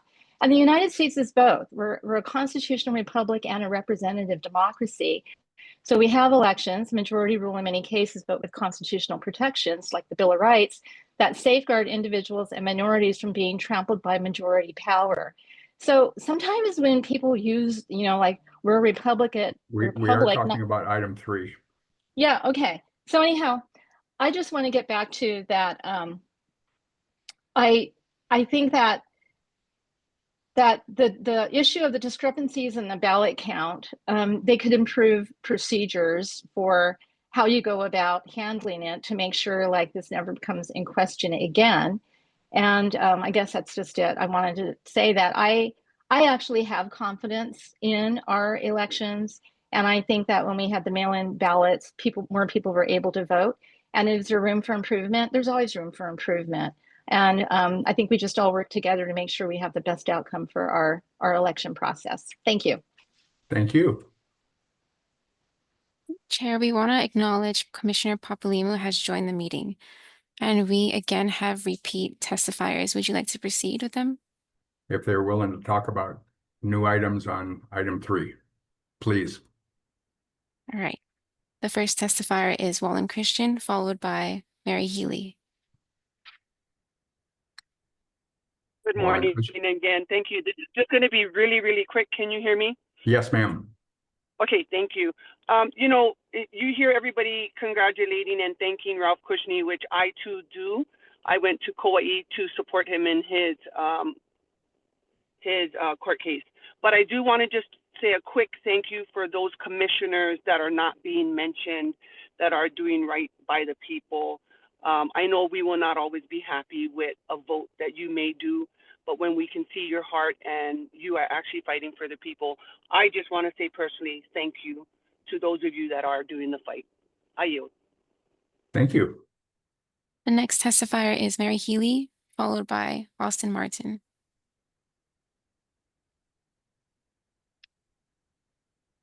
Hello. Morning, Ms. Healy. Hi. Thank you again for hearing my testimony. Again, I really appreciate the time.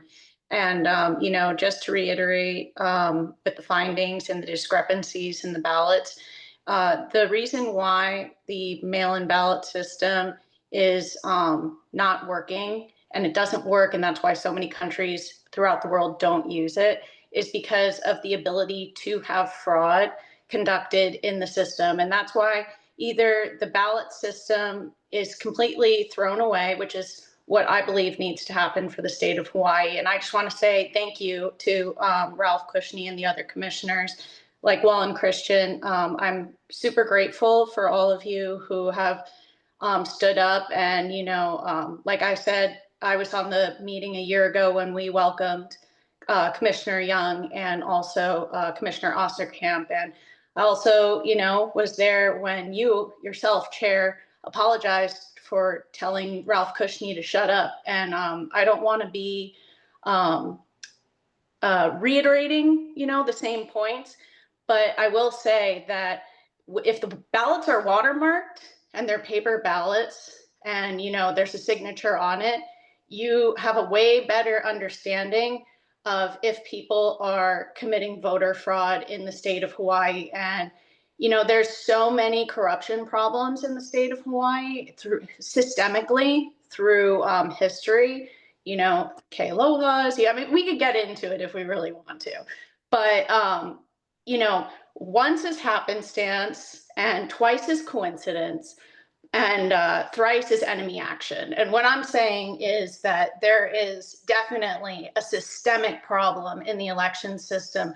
On the call a year ago, a speaker came up and I think her name was Rosemary Johnson or something like that. And she was talking about how there could be CCP members working inside the election office with Scott Nago. That's never been addressed. And I will say that I'm not unlearned to the situation that we're facing as a country with infiltration throughout. We are on item 3. I'm just saying, believe me, Chair, believe me.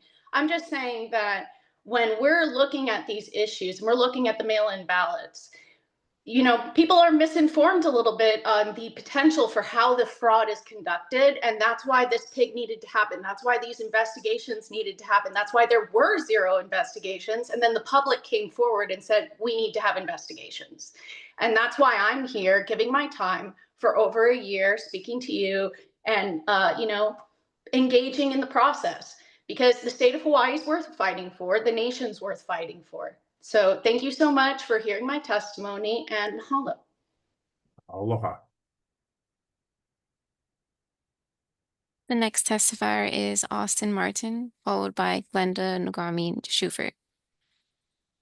Aloha, thanks for hearing me again. I thought I would just share something with you guys that's germane to this issue in addition to what I said earlier. Not only am I the Libertarian Party of Hawaii chairman, I also, not long ago, was elected to direct the National Libertarian Party as a member of the LNC. And I want you guys to know that we're very interested in this. When states violate the law to suppress our candidates, it's a problem. I was also a candidate in 2024, 19,000 overages. I mean, let's get real. Like, that's past the win number of most of Hawaii County. So when I ask for the statewide voter list, there's a good reason why, because I can see that there's a disparity, and there's no other way to get that than by asking our government officials. And when they point blank refuse to comply with the law, that is actually a criminal act. And you guys have the evidence before you on that. If you need me to send it again, I'd be happy to. But the non-action on that would be a violation of your own fiduciary duty and could open you up to liability. And if corporate counsel isn't telling you this, you should ask them why. Because you shouldn't get set up. Yeah, this is about item 3. Are you kidding me? We're talking about overages in Maui. I'm talking about overages that are systemic. And this is why the actions to hold this accountable, the actions to investigate and get the facts are absolutely necessary. They are your fiduciary duty, sir. And so I think that's incredibly germane to the discussion. Do you disagree? This is specific to the County of Kauai. And your fiduciary duty to investigate this. And I'm using other matters that are directly related. We need to know more. I'm asking you guys to do the right thing here. I'm also letting you guys know that we're very interested and we're very upset about the way that non-democratic participants are being treated. I'm a third party. We're a third party. We don't have the same institutional entrenchment. We don't have the same representation. Our values are extremely popular, but our people feel like they don't have a voice in all this process. And this is part of the reason why. If you default on your fiduciary duty to do the right thing on this matter, then it's going to result in very bad things. And I'm trying to seriously warn you that a lot of us who would not don't have any personal animosity towards you guys, want to see the right thing done. And we are under a fiduciary duty to make sure that that happens. And so I really just encourage you guys to take this very seriously, and please stop hand waving. Just because some crazy people show up and say things doesn't mean it's true. It doesn't mean it's not true. It means that we have to do our due diligence. And that is what I'm asking this committee to do. Thank you for your time today. Thank you, Mr. Martin. The next testifier is Glenda Nogami Shufert, followed by Jarek. Good morning. Good morning. This is Glenda Nagami Stroifert, and I was an official observer for both the primary and the general election in 2024. And I was in the room, the tabulation room, for the entire time that the votes were counted, was aware and within this room when the entire thing came, from the time that the ballots arrived to the time that they were sorted, not sorted, they were first opened up, the envelopes were opened up, they were sorted, and then they were given to people to really take the ballots out of the envelopes, put them into stacks to be read by the machine, and then after that taken out. Ralph Kushney was also there at that time, and so he saw all of this process, and I do not believe that he will say that there was any time when there was any kind of falsification of the data, or that any ballots were lost, or that ballots were found when they were not. Every ballot that came in was counted. Yeah, I find this really interesting that people who are talking about this may not have been in the rooms when these things were done. So they really have no first line experience with this, at least for the 2024 election. And I cannot speak for either anything before that or any place that was not within the tabulation room. But within that tabulation room, there was nothing that was going on that was not appropriate. All of the chain of custody documents were signed. There had to be 2 signatures on every one of those documents. I remember signing them. I remember other people signing them. And I cannot imagine that anyone who was in that room would say that there was anything that was wrong in terms of either chain of custody or any kind of falsification of data. There was none. So to state that something like that might have happened within the county of Kauai, I think is inappropriate and is an insult to everyone who was there, who was doing that. Thank I you. know You've Ralph mentioned was that there too. previously. Yes, and I know that Ralph Kushney was there too, and he saw what was going on, and there was nothing that he was objecting to during that entire time. Whether we're a republic or a democracy, every vote counts. And we all took that very seriously. Thank you. Thank you very much. The next testifier is KDC, followed by A. Raza.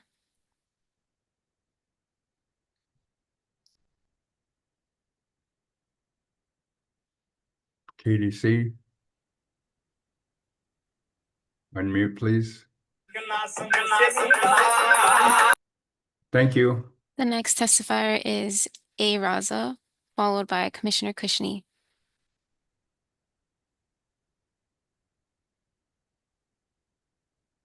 Hey, Raza. Unmute, please.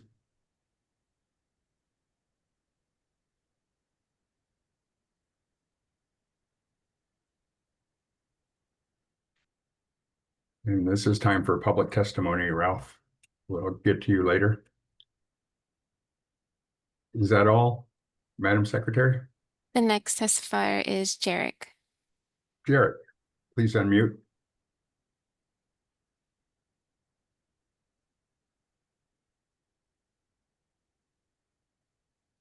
Sorry, Jarek, Yeah. can't hear you.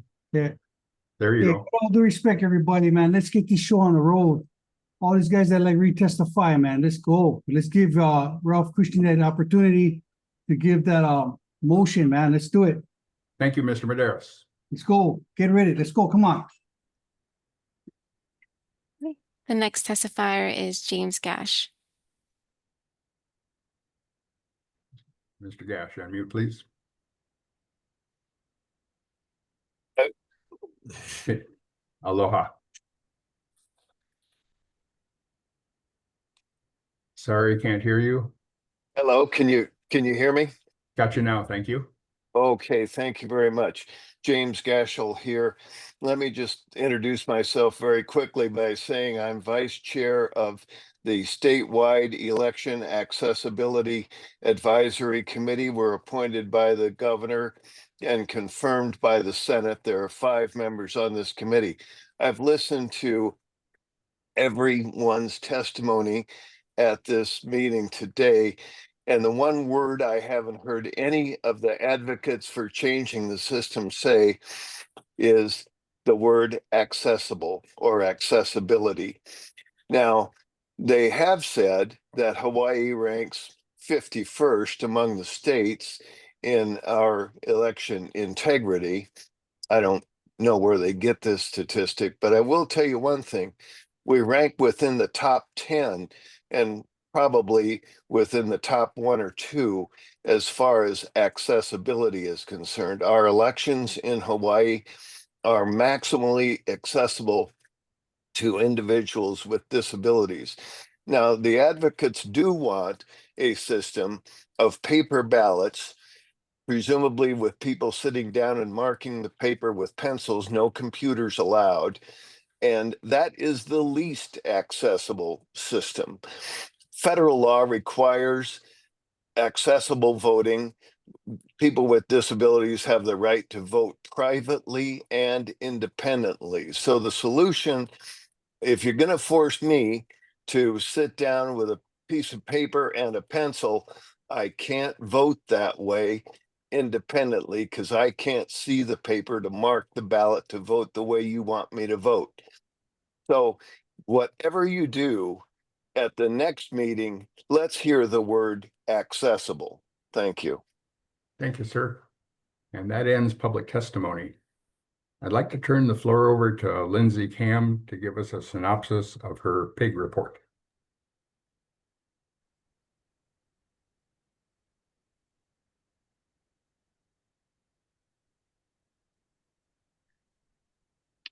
Lindsay Kam, you have the floor. Thank you, Chair. This is a synopsis of the PIG report that was received at the last meeting, the meeting on July 30th.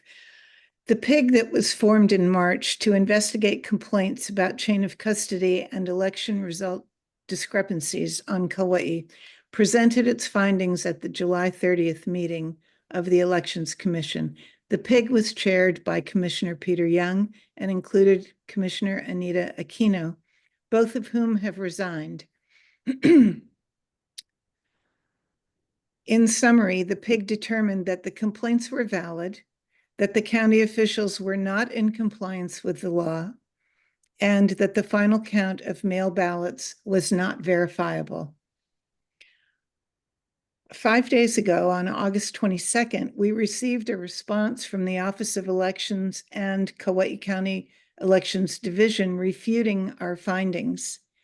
That response was included in this meeting's materials and consists of 27 pages of text and 1,900 pages of supporting documents. In the conclusion on page 26, the Office of Elections said, quote, it could not replicate the discrepancy of 661 ballots, and noted that, quote, the PIG may not have accounted for electronic ballots or considered other factors. I'd like to take a moment to explain how we arrived at the discrepancy of 661 ballots. And I draw your attention to the chart on page 2 in the Elections Office response. Also, I have a chart to share, and I believe Raymond is going to put that up. that is based on that chart on page 2. Here it goes. Okay. They were side by side before, but I think you can make sense out of it. This is the chart that is part of the Office of Elections response. It's on page 2. It shows up elsewhere in their report as well. The column on the right are their numbers that are included in that response.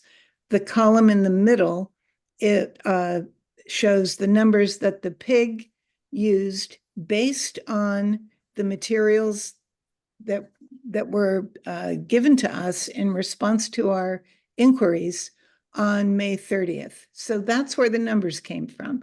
We did not make them up. We got them from the material that they sent us. The county has since modified its reports, resulting in new totals that match the state's final count of mail ballots, which itself has been revised. The different numbers are the ones that are highlighted on the right. Those are new numbers from the same people. They gave us different numbers on May 30th. They gave us those numbers highlighted in yellow on August 22nd. Specifically, the number of ballot envelopes collected from place of deposit in the first line was changed from 8,491 to 8,391. This correction is explained on page 12, but was not included in any of the correspondence that we had with them in April, May, June, or July. They could have explained it, but they didn't. In addition, the number of ballot envelopes collected from USPS in line 3 was changed from 17,563 to 18,149. The discrepancy is acknowledged on page 12 of their response. And the official admits that, quote, the form initially reflected no entry for that day. Then 3,004 ballots was entered after the fact with no date or initial, and, quote, it may have been a number closer to 3,421 that should have been entered. None of those convolutions were addressed in any of the former communications with the PIG. Even now, this sloppy record keeping that does not inspire confidence. The PIG did not count the 151 electronic ballots, which is rightly pointed out in their response, because we did not know that they were considered mail ballots. That also was not explained until now.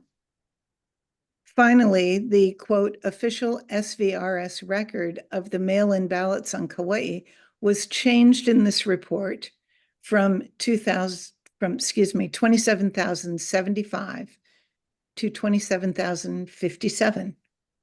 No explanation was given. The resulting discrepancy in this report from the Office of Elections is -6. The PIG's revised discrepancy, taking into account the 151 electronic ballots that are counted as mail ballots, is now 510. The point is that none of this massaging of numbers after the fact should be necessary, much less tolerated. Although the Office of Elections continues to insist that the computerized state voter registration system, SVRS, is the, quote, official system of record to track the receipt of ballots, and no other reports matter, we insist that there should be a paper trail that matches the electronic records. The PIG made a number of recommendations that fall into two categories: accountability for the results of the 2024 general election and modifications to election protocols in the future. At this time, I would like to make the following motion. I move that an independent accounting firm be hired to conduct an audit of the ballot envelopes collected on Kauai in the 2024 general election. The auditors will inspect and count the ballot envelopes and compare the signatures on the envelopes to the signatures of record. The auditors will also determine how many of the envelopes were collected via drop boxes and how many via the post office. If I can explain the rationale behind the motion, it is that examining the envelopes will Can yield we get much can we get more a second useful first? information. Okay. I'll second the motion. This is Commissioner Andrew. Thank you, Mr. Andrian. Go ahead, Lindsay. Can I explain the rationale? Okay. That the ballot envelopes will yield much more useful information than counting the ballots. The ballots don't reveal how the ballot was collected, whether it was in person via Dropbox or via the post office. And the number of in-person ballots is not in question. The ballot envelopes can be separated based on whether they were collected via Dropbox or they have a postmark and came through the post office, and counted accordingly, which will reveal the sources of discrepancies, if any. So that's the reason for Commissioners, as for we- discussion, please raise your hand. Yes, Chair. Yes, Ralph. I support this motion. And I'd like to, in kind of a response to Glenda, I would submit to you that Claire McAdam and Mr. Osterkamp do not have the records. And I've asked you personally and the Office of Elections to post the records so that everyone can see. Now, we want to look at the records that the county gave us. The county gave us collection records. They gave them to me on the 21st. They showed 23,000 ballots collected, and the state reported 27,000 ballots corrected. Now, they changed and altered and falsified those records to the state Supreme Court a month after those records were completed and 9 days after the election was certified. Claire McAdam and Mr. Osterkamp have not seen those records and don't know what we're talking about because you won't share them out. The public doesn't know about those records because you won't share them out. We're asking for an independent audit of an accounting firm, and this can be the best thing because as everything is squared away, you would encourage an audit to show that. And to vote against this is hiding the fraud. So I encourage the rest of the commissioners to vote for this because this will clarify everything. This will, if an independent accounting firm does this, then this will just put this to rest. Thank you. Thank you. Ms. Papalimo, you had your hand up. Unmute, please.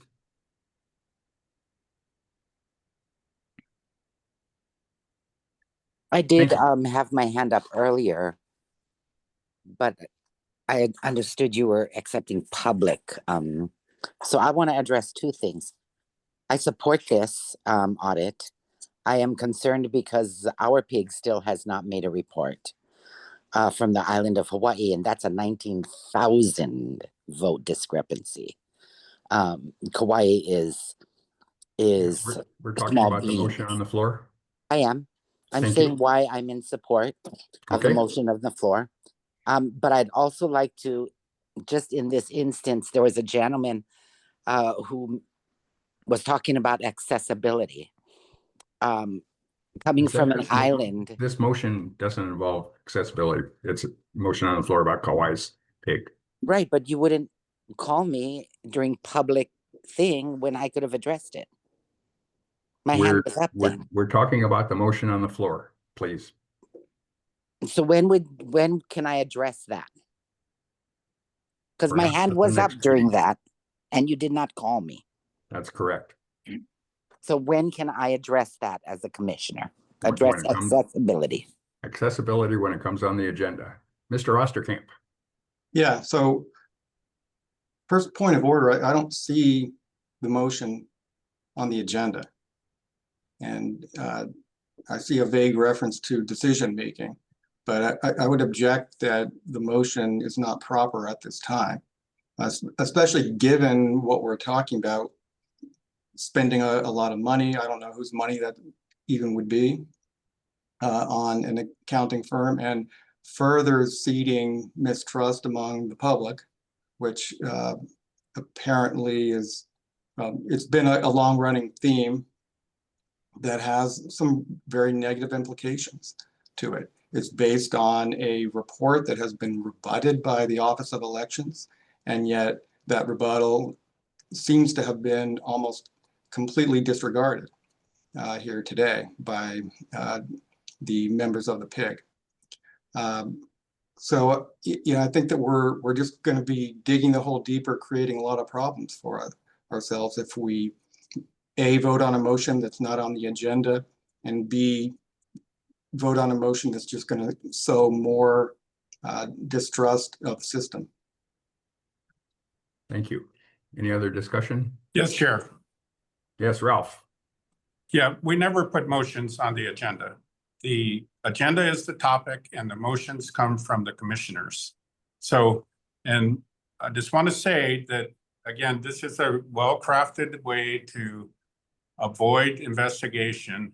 You are voting to conspire and hide the fraud.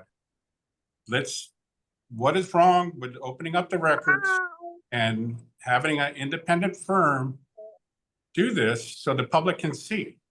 This is the only thing that's going to eliminate the trust issues with this. So I hope the rest of the commissioners can vote for this, because this is the only way the public is going to trust anything we do. Hiding the records from them is not going to work, and you're asking for serious issues. Thank you. Can I address that? Yes, please. So again, this is just very problematic when we have a commissioner telling us that there is fraud, that he alone has decided there is fraud without knowing that that's the case. The motion on the floor is for an audit of the. Right, but he's already decided before the audit that the audit is going to determine that there is fraud. And if it doesn't, you know, we're going to be hearing that they're in on it too. The accounting firm is going to be in on it too. This is a problem when we're encouraging this kind of behavior. Mr. Andrian. Thank you, Chair. I just want to say I support the motion on the floor. I think framing this as how Mr. Osterkamp put it is not proper, is sad. Maybe desperate would be a better word for it. I think an audit is something that a nonpartisan body can agree on, would encourage transparency, which is what the public has asked for. So I don't know how we can frame this as something that's out of order. In my experience on other boards and commissions where PIGs meet on that second meeting, deliberation happens and decision-making happens. So I came here to make decisions and take action today. I sure hope that the rest of the commissioners would do exactly that. We haven't heard from, but we're not out of order in this is all I'm trying to say. I think we should all vote for the audit to take place. Thank you. Lindsay. Yeah, so it's just fact-finding. And I'm not saying that anybody is committing fraud. Actually, PIG number one that I am the sole representative of right now. There's no accusation of that. We just want a paper trail that makes sense. And the fact that they keep saying, trust us, it all makes sense, it's in the computer, we've got it.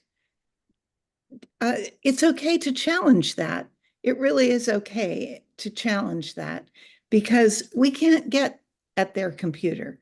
And the ballots are handled and counted and moved and stored many times before they go into the computer, before they're scanned.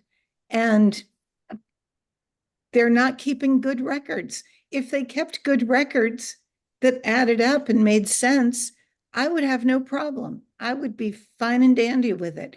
But there's no records, and they act like they're not accountable to anybody but themselves. Thank you. Ralph? Yes, Chair. Thank you. So I would like to ask, has all the commissioners, have they seen the chain of custody documentation provided by the county that was given to me on the 21st of November? Has all the commissioners seen the chain of custody documentation that was submitted as Exhibit A in the state Supreme Court case? Have all the commissioners seen the business reply mail receipts for that?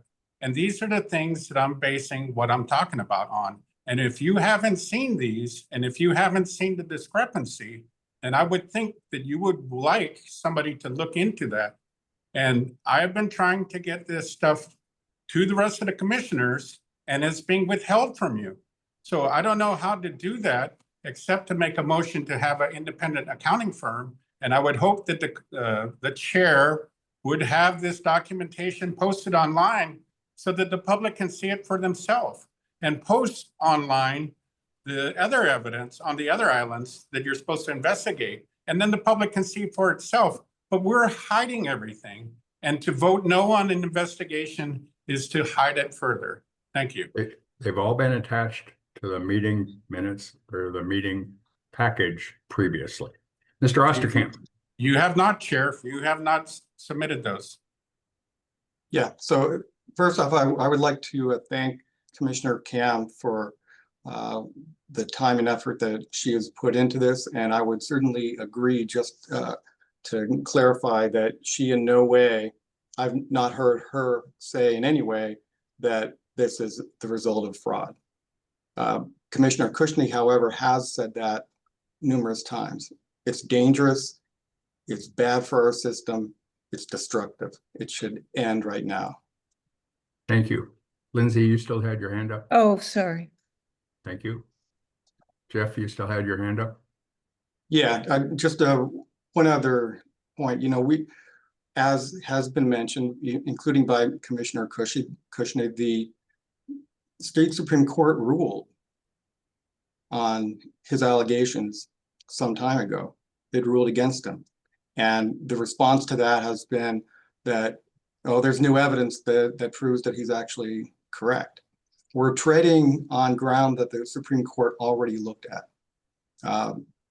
Now, I'm sure there are all kinds of very detailed rebuttals that can be made in terms of, well, they didn't consider this, they didn't consider that.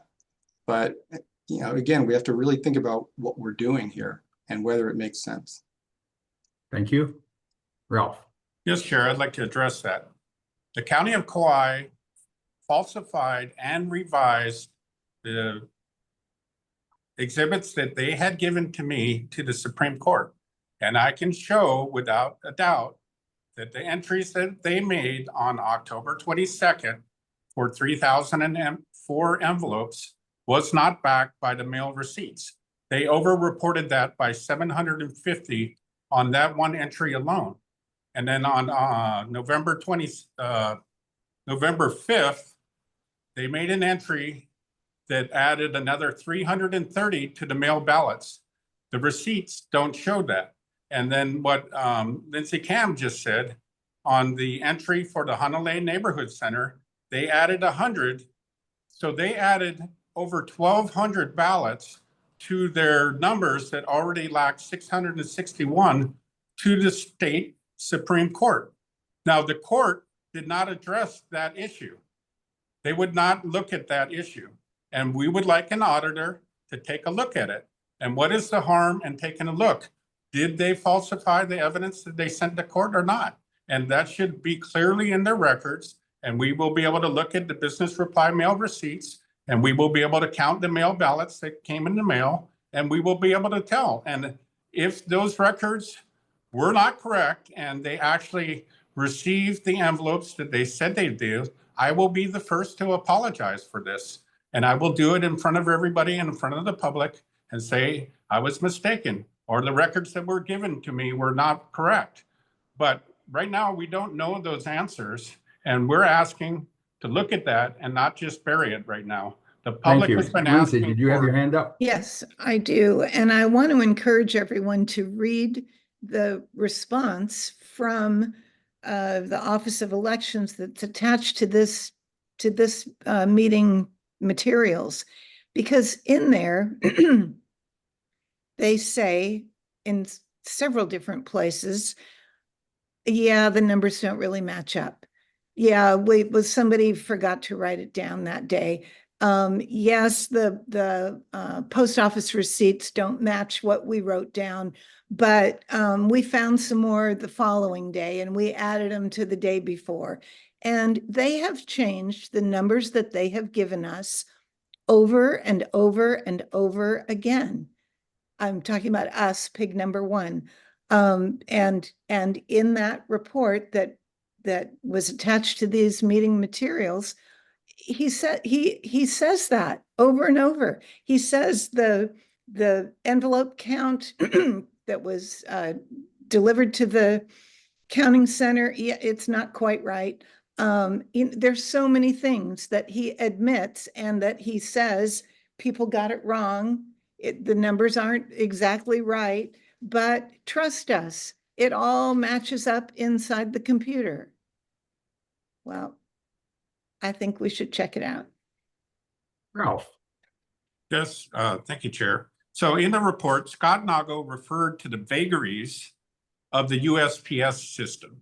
Now look up that word, what vagaries means. He used it in his report. Then added that all non-election BRM receipts to the county records. So Lyndon Yoshioka wrote us a letter saying you can't add all the BRM receipts together because they include all mail pieces. And then Scott Nago said, no, you need to add all the pieces in. And then on their reports, they have noted over 1,000 envelopes were delivered by the post office that were mail return undeliverable. We still don't have an answer to all those questions. Those are all the things we want to find out. And it is not clear what's happening. So again, I wish that everybody would vote for this. The public would really welcome that for a change. And we'll have much shorter testimonies if we start approving some real investigations. Thank you. Thanks, Ralph. Scott Nago, would you have any input? Oh, I'm sorry, Claire. Thank you. Sorry. I'd like to say that when we're talking about what would be the harm of hiring an auditor, I think that would be a cost to the Hawaii state taxpayers of in excess of at least $100,000. It's a huge undertaking, and I'm fairly familiar with accounting firm fees in that respect. So it seems to be that this would be sort of following the personal crusade of Ralph Cushney after his Supreme Court action was thrown out, and I'm not really sure that that's a wise spending of taxpayers' money at this time. I've read the report, thank you, from the Office of Elections that was posted with the minutes of this meeting, and I think one of the things that they do reiterate in there is that the forms that are mentioned, they state that these forms are used for collection purposes so that we can verify how much is coming in, so that we can look at things like how many employee hours we need. So there's already disclaimers in there. And all this was perfectly sort of set out and explained in the Supreme Court action. And there are discrepancies. There's a small discrepancy the Office of Election has acknowledged, and it's not a perfect system. And I think it would be better spending perhaps of taxpayers' money to look at how we can improve our rules, how we can look at what we have right now within the statutes and perhaps put something in there that's clearer, more concise, and easier for counties and the Office of Elections to follow, so that it's standardized across the state. I don't think spending hundreds of dollars on an audit for Kauai right now is a really good using of the money, and I will not vote in favor of this motion. Thank you, Claire. Scott Nago, do you have any input for us? Chair, this is our motion, our deliberation. That is out of order. Okay. Jeffrey. Who's going to pay for this? If 5 people vote for this, who's going to spend the 6-figure amount that is necessary to do this audit? We may have to ask the ledge. I'm not sure. Lindsay? Yeah, I don't know the answer to that, and I don't know that it's our job to figure that out. But I do want to say that one thing the Supreme Court said was that the Elections Commission has a vehicle for investigating and that they're leaving it in our hands. So something along those lines. And so I think we should take them up on it and put it to bed. I mean, let's be done with this. I would be delighted to find out that everything added up and their only problem is that they're terrible record keepers.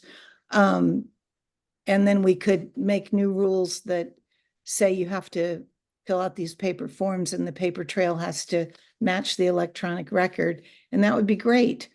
But there's so many inconsistencies and deficiencies and discrepancies that it really needs to be addressed. And I'll reiterate what I first mentioned is that the County of Kauai was to be an experimental first step in mail-in voting. And I think this is really the first step of analyzing that Kauai behavior that maybe again cookie cuttered across the state that'll help everybody run effective, efficient, accurate elections and generate accurate reports. Any other comments before we put this to a vote? I would ask for a roll call vote on the motion to audit the Kauai election as per the PIG stated. Okay. Commissioner Andrian, Yes. Commissioner Kushney, Yes. Commissioner Kam, Yes. Commissioner McAdam, There was a no. You're That was a muted. no. Okay, thank you. Commissioner Osterkamp, No. Commissioner Papalimu, Yes. Chair Curtis. Yes. We'll move on to item The 4, motion passes. receiving the, No, Chair, there's more, we can make more motions on this agenda topic, please. I'm moving on to item 4. Chair, I'd like to make another motion.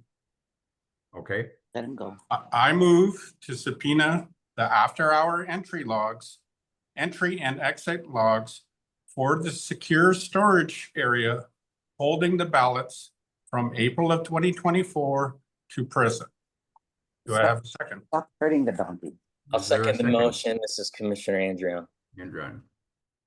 Could you please, can the secretary reread the motion that you heard?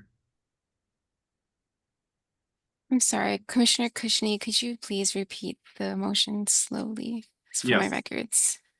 I move to subpoena the after-hour entry and exit logs for the secure storage area holding the ballots from April of 2024 to present. And this is for Kauai. This is the same storage area that holds all the ballots. I want to see the after-hour entry and exit logs into that storage facility. For every county or Kauai? It's the same for everyone. They're all in the same room. You have to swipe your badge to get into the room where all the ballots are stored. Okay, and there was a second. Discussion. Yes, Chair. Yes, Ralph. After the District 37 or during the District 37 audit, I had a lot of questions that went unanswered. And it was obvious to me that they did not want me to understand or see what they were doing prior to the audit being conducted. The ballots for that audit were disturbed prior to the audit.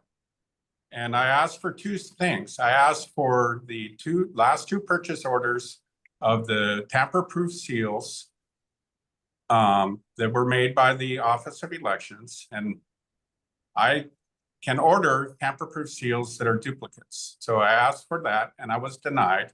And then I also asked the Office of Elections to provide, and I did this through a UIPA, the after-hour entry logs into the storage facility. So I wanted to know who's going in after hours, and they will not provide that. Now, there's no reason, the whole reason for having to swipe your badge in there is to see who's going in and out of there. And I'm not concerned about it during regular work hours. I want to know who's going into the storage facility after the regular work hours. And that should be a Thank you. simple ask. So I ask that we say yes to this motion. Other discussion? I would ask for a roll call vote. Okay. Commissioner Kushney? I mean, Yes. sorry, Commissioner Andrian first. Yes. Commissioner Kushney, Yes. Commissioner Cam, Yes. Commissioner McAdam, This is absurd. No. Commissioner Osterkamp, No. Commissioner Papalimu, Yes. Chair Curtis. No. Now can we move on? The to motion next does not agenda pass. We got a 4-3 vote on that. That should pass. Yes. Takes 5 to pass a motion. We only have 7 commissioners. We have a body of 9. No, we don't. We have 7. The 2 have resigned. 2 are vacant. 2 We have have a body of resigned. 9. It takes 5 to pass a motion. We have a The majority. Attorney General advised me that we have a body of 9. Although 2 are vacant, takes 5 to pass a motion. We'll move on to the next agenda item. Here, HRS 11-7 says the election Well, we're commission. moving on to the next agenda item. You're out of order. Point of order, Chair. I would like to What hear rule that. am That I is a not point of following? order. Point of order, Chair. So the What elections rule am I commission, not following? I'm reading it to you.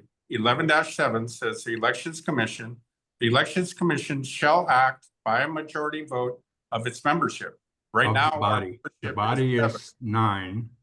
The and body we is have- not 9, it's 7. 5 wins the vote. You're overruled. We're moving to the next agenda item. Here, I would like to stay on item 4. I have You another can, motion. you can appeal it to a higher order. We're moving on to item 4. Chair, What- we are not Mr. done with. Andrian, you're the chair of the other pig. You Well, had Chair, a I'm report inclined to present. agree with Ralph here and all the other commissions I've been a part of. You're Unless out it of order otherwise also. says that it's entitled to that body number, it should be the present active members that are on the body. We have a body of 9. 2 happen to be vacant. Takes 5 to pass a vote. Would you put You're that in overruled writing, also. Chair? We're moved to item 4. Chair, I still point have a of motion. inquiry. Mr. Andrian, you had a report. I have to a point present? of inquiry, please. Yeah, I'm sorry, we're on item 4. Mr. Andrian, you had a report to offer us. Chair, I'd like to finish with item 3 before we move on. You're out of order. Mr. Chair, Andrian, I have a may we point of receive your order. report? An opinion from the deputy AG on this? That while is we're- exactly what I'd The like. an AG is opinion. welcome to chime, please. Could the AG chime in I on? believe this? unless it's Yes. otherwise specified, it's not the entitled number of. All right. seats. So thank you, Chair Curtis. So Chair Curtis is correct. The statute reads this is HRS 11-7 subsection D. And let me just pull it up so that I'm not misquoting it, but the Elections Commission shall act by majority vote of its membership and shall establish its own procedures except as may be provided by law. This statute sets forth the membership for the commission at 9 members, making a majority vote 5. This is consistent with the commission's own rules on executive meetings, which require, although it only requires a 2/3 vote of those present at the meeting, it still requires a majority vote of which the commission is entitled. It's also consistent with how other commissions and boards are run as well under HRS 92-15. Thank you. Mr. Andrian, you had a report to offer. Chair, I have a point of order. What rule am I not following now? Chair, I had a court case in the Fifth Circuit Court. Wait, and they wait, said wait. that What rule they- am I they- not following? You I'm had a gonna point tell of you order. right now. That means I'm not following a rule. What You're rule not- am I not following? You're not allowing me to finish with item number 3. Then you're out of order. We're on You're item not 4. allowing us to finish. You're item out 3. of order. This was Get inside declared now. by the You're Fifth. out of order. One more time, I'll ask you to leave. Could you just please hear me, Chair? No, Mr. Okay, Andrian. but This you had this a is going to report be offer. noted in court because then I have an You're appeal. out of order, and if you continue talking, I'm going to eject you from the meeting again per I have an appeal in the Fifth Circuit Section Court. 92-3, open meetings. Mr. Andrian, you had a report to offer us? Yes, I'm gonna send it to the secretary now so that it can be disseminated to the commissioners if they want to follow along. Thank And you. I'll also share my screen so that the report can be read aloud. Let me do that now.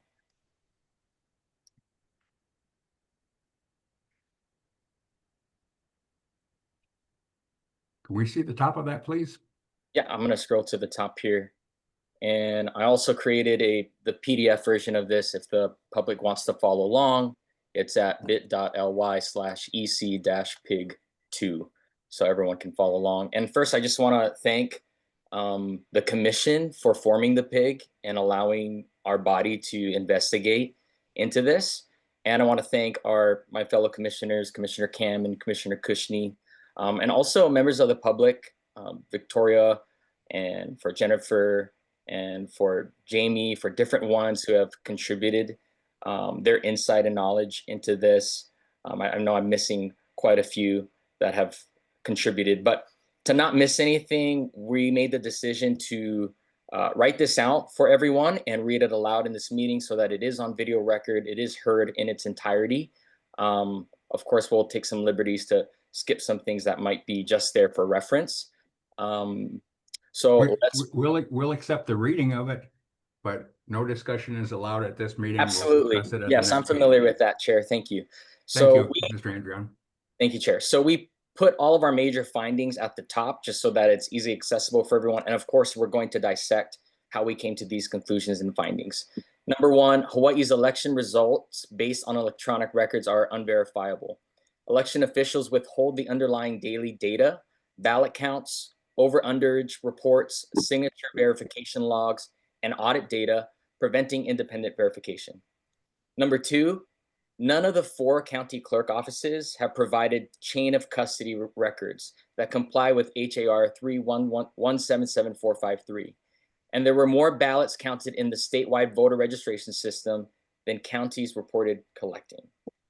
Number 3, the Office of Elections misleads the public about ballot security and the integrity of elections.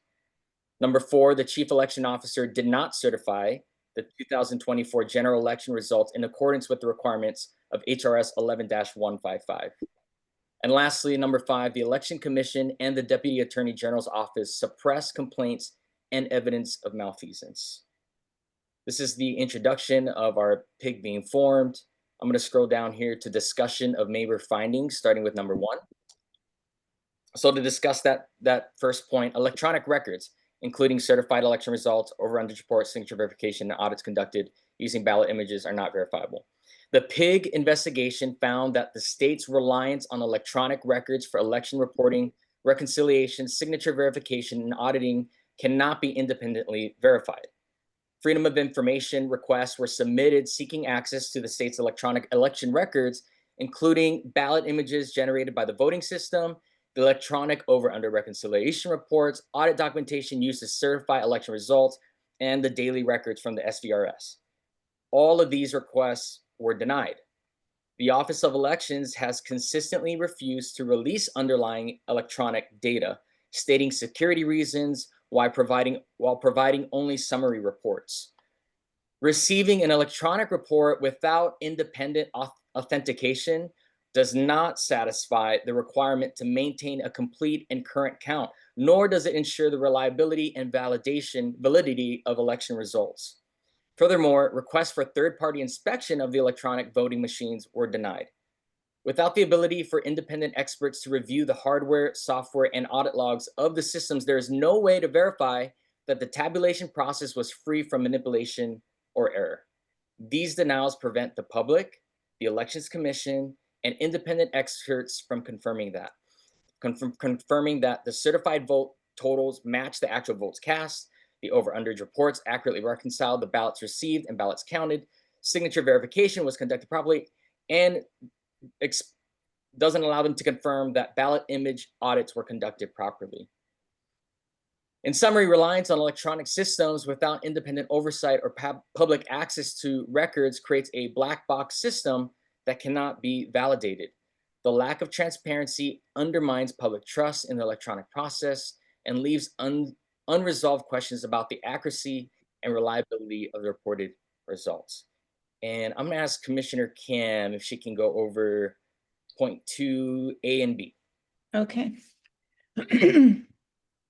I think it's better this way.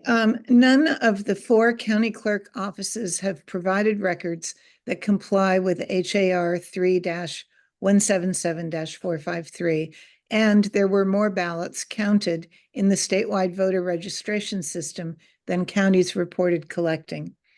Our review of records shows that the number of ballot envelopes reported in the SVRS exceeds the number of envelopes that were collected by Kauai County and Hawaii County. There is no lawful mechanism under Hawaii election law for the number of ballots to increase after collection. The number of envelopes can only decrease due to a non-matching signature, an envelope containing an incorrect ballot, an envelope containing no ballot, or an envelope containing multiple ballots. The absence of daily collection records from Honolulu and Maui, combined with unexplained post-election increases for Kauai and Hawaii, constitutes a clear violation of HAR 3-177-453 and renders mail-in voting unverifiable. Then we go county by county. The county of Hawaii reported 19,042 fewer ballot envelopes collected than mail-in ballots counted by the state. In the 2024 general election, official records from Hawaii County show that 27,912 ballots were collected from official drop boxes. 29,641 ballots were received from the post office for a total of 57,553 ballot envelopes. However, the state's general election 2024 summary report lists 76,595 mail-in ballots counted for Hawaii County, which is 19,042 more ballots than the number of ballot envelopes collected. These additional ballots appear in the SVRS without any physical paper trail, raising questions about where they came from and if they even exist. When candidate Keikilani Ho asked about this discrepancy, Hawaii County Elections Program Administrator Corey Psyche responded, USPS doesn't always provide us with receipts, which is the difference in the envelope count you are inquiring about. Our office manually counts all election envelopes received daily via USPS drop boxes, email, and voter service centers. Be assured, we can account for all envelopes we receive. Despite these assurances, no county records have been provided that account for the 76,595 mail-in ballots reported by the state for that county. It is not enough for Hawaii County Clerk John Henricks to maintain, quote, no such discrepancy existed or exists. It should be a simple matter to provide the records and satisfy the statutory requirements. Turning to the county of Kauai, it reported different collection totals on different dates and amended its records with no explanation. The PIG investigation into the 2024 general election uncovered significant discrepancies in Kauai County's ballot counts, as well as altered collection records. On November 21st, Kauai County reported 23,303 ballot envelopes received from drop boxes and the USPS. On November 13th, however, the state had reported 27,075 mail ballots counted, resulting in a difference of 3,772. On December 4th, 2024, Kauai County produced a chart showing 26,633 mail ballot envelopes collected from both drop boxes and USPS, an increase from their first report of 3,330. On the first report, 0 ballot envelopes were recorded from USPS on October 22nd, but this figure was changed to 3,004 and added to the total without any signature, date, or explanation. A partial explanation was offered by Deputy County Clerk Lyndon Yoshioka in his response to the PIG's inquiries on August 8th. In that letter, he wrote, "The USPS count for October 22nd was inadvertently omitted when the form was initially completed. By the time the staff noticed that the count was missing, the two-part NCR form had already been separated and it was only written onto one copy of the form. Additionally, counts recorded on collection forms are routinely corrected if a discrepancy is identified between the actual quantity of envelopes collected and the corresponding number recorded on a form." End quote. On July 29th, in his response to the PIG, Chief Elections Officer Nago stated the Kauai total was 26,533, with no comment about reducing the total from 26,633 to 26,533. He neglected to explain that the collection for Hanalei Neighborhood Center on November 5th had been mistakenly recorded as 188 when it should have been 88, and he was correcting it after 8 months, but didn't explain it. Taking the county's last revised total of 26,533 and subtracting 219 ballot envelopes removed for non-matching signatures, the resulting total is 26,314 ballot envelopes. This is 761 ballots fewer than the 27,075 reported by the state. Previously, PIG number 1 said that was 661, but since they changed the total, it became more. The PIG uncovered additional discrepancies. The PIG requested receipts from USPS for the ballot envelopes returned to the Voter Service Center on Kauai. On at least 2 occasions, the USPS numbers do not match the numbers recorded on the county's summary chart. As mentioned above, the county recorded, after the fact, 3,004 return envelopes on October 22nd, but the USPS receipt is for only 2,279, a difference of 725. On November 5th, the county recorded 985 ballot envelopes, but the receipt was for 655, a difference of 330. Kauai County has a disclaimer printed on all its collection forms. The disclaimer on the envelope count spreadsheet states, "Figures in this spreadsheet represent a manual count of envelopes, not the number of ballots counted. This spreadsheet was created for internal purposes to track election progress with the understanding that it would not match official election results. It is understood that the number of envelopes collected will not equal the number of ballots counted, but it defies reason to transfer more ballot envelopes than were collected. Even if the reports were only for internal purposes, we expect the county to explain where the extra ballots came from. The PIG expects a verifiable paper audit trail that reconciles as follows: the number of ballot envelopes collected from drop boxes plus the number of ballot envelopes from the USPS minus the number of envelopes that fail signature verification equals the number of mail-in envelopes delivered to the counting center. The misleading unofficial records from Kauai County undermine its credibility and fail to account for anything." Thank you, Commissioner Cam. I'll read C and D here. The County of Maui provided no records documenting the number of ballot envelopes collected or transported as required by HER 3177453.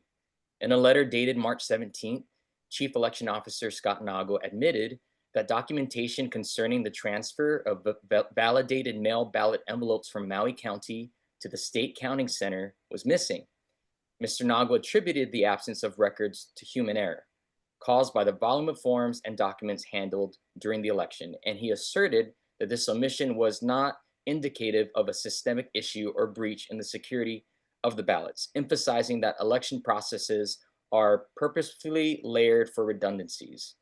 Nago downplayed the seriousness and dismissed the consequences of missing those those records.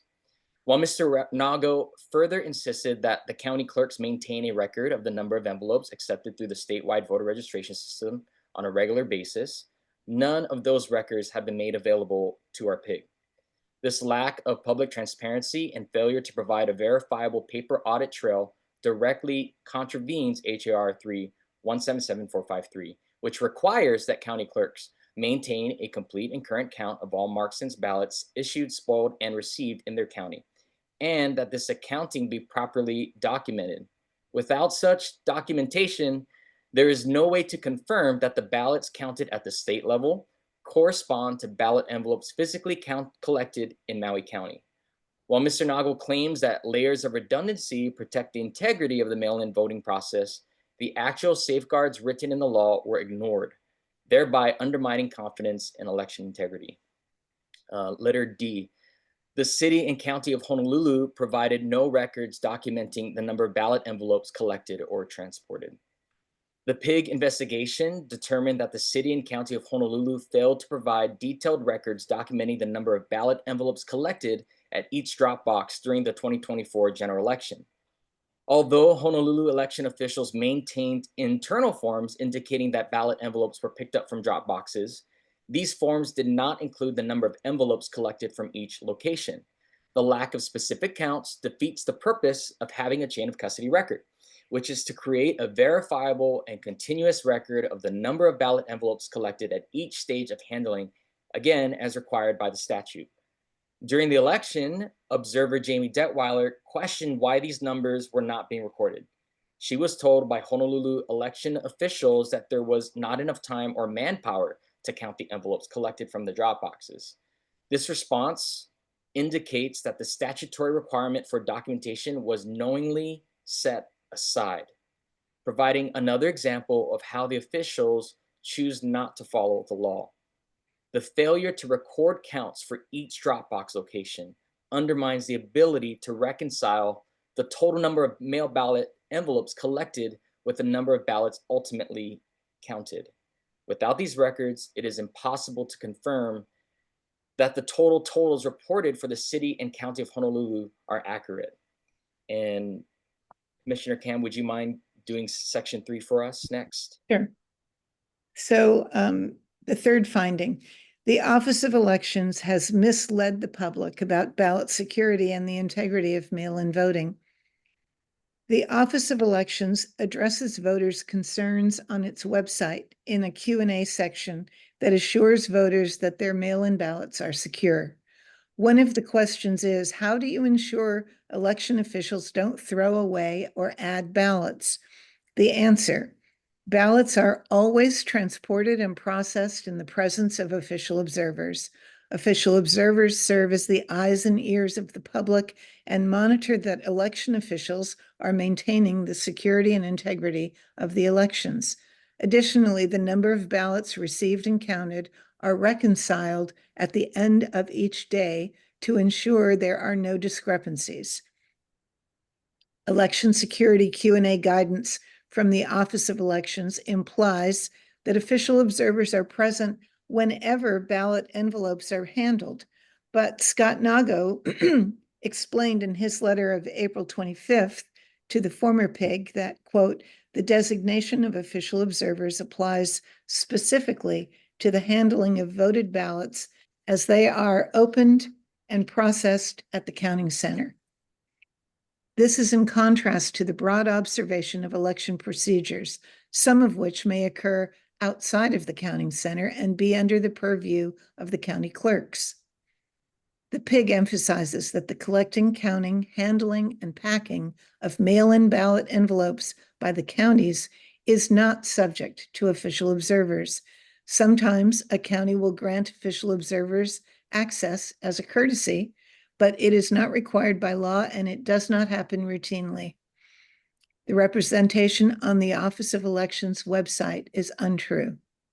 It is also untrue that, quote, the number of ballots received and counted are reconciled at the end of each day to ensure there are no discrepancies.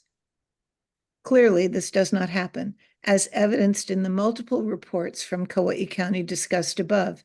In addition, the city and county of Honolulu and Maui County did not maintain any daily records of the number of ballot envelopes collected as reported above.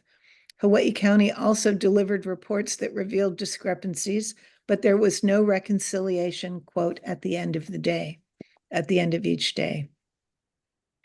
The language on the website refers to the meaning of HAR 3-177-453, which states all ballots shall be safeguarded to prevent mishandling or misuse. If there is no record of the ballots until the envelopes are scanned into SVRS, there is nothing to prevent mishandling or misuse.